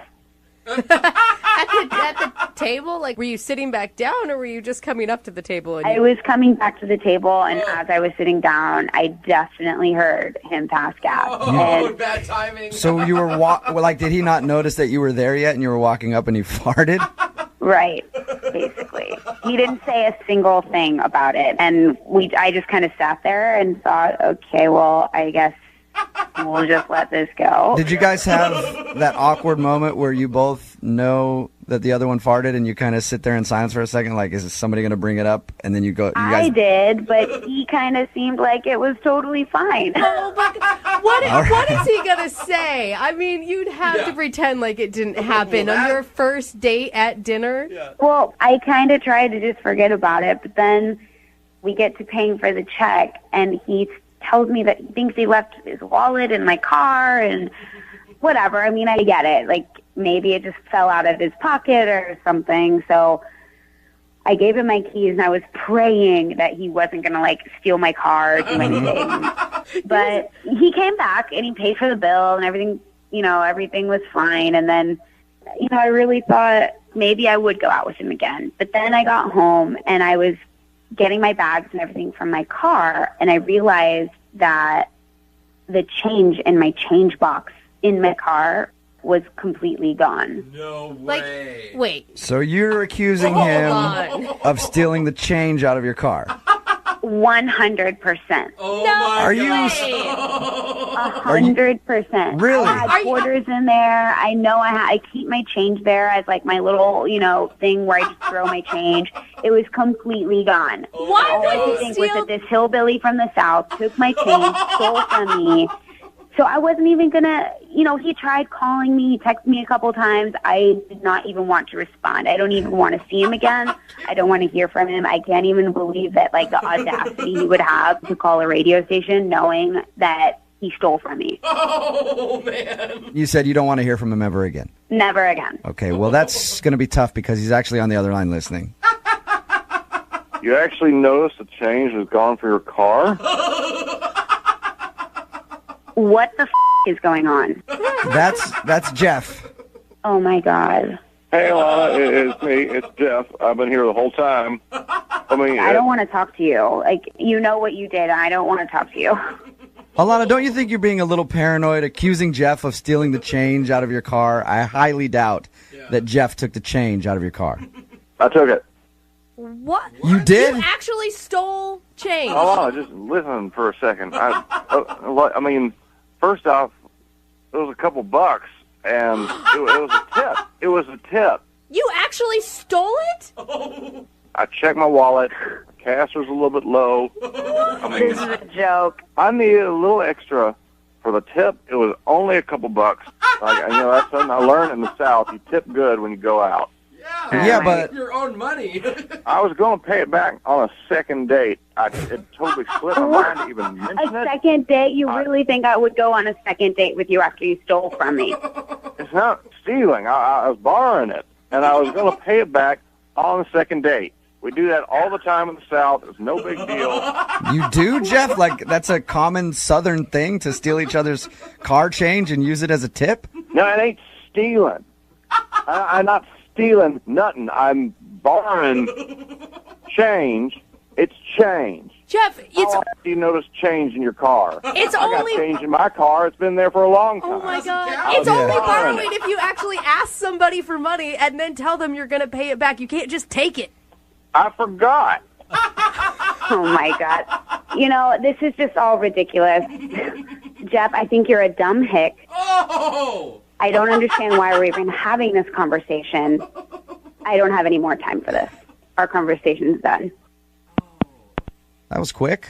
Oh, wow. Jeff, Damn. you still there, man? I don't get it. I was going to pay her back. It was a couple bucks Yeah, but from a car that I was going to use for the tip. Jeff, you should probably ask before you do that, you know? Look, man, it was my first date with her. I was nervous about everything else anyway, and I forgot. I forgot. All right, well, and my advice to you would be next time, if you're ever in that position, don't steal somebody's cash from their car, man. You keep saying stealing. I've heard enough of your. I didn't steal nothing. Okay, I didn't Jeff. steal. All right. Hey, man, listen, I'm just telling you that you probably shouldn't take money from people's cars, even if it's like a Southern thing, like you said. It's definitely not done here. Stop talking to me about all this. You DJ radio high school dropout. You don't know what the you're talking Jeff, about. that's the first thing I will agree with you on. I am a radio host. I know that. Don't be so mad. I'm just trying to help you out. Yeah, well, a lot of help you are. Did that just really happen? We just got hung up on twice, Wow. which is impressive. And Not that bad. might be a first time for that. I didn't even get to ask if they wanted to go on a second date. I guess I'll have to email them.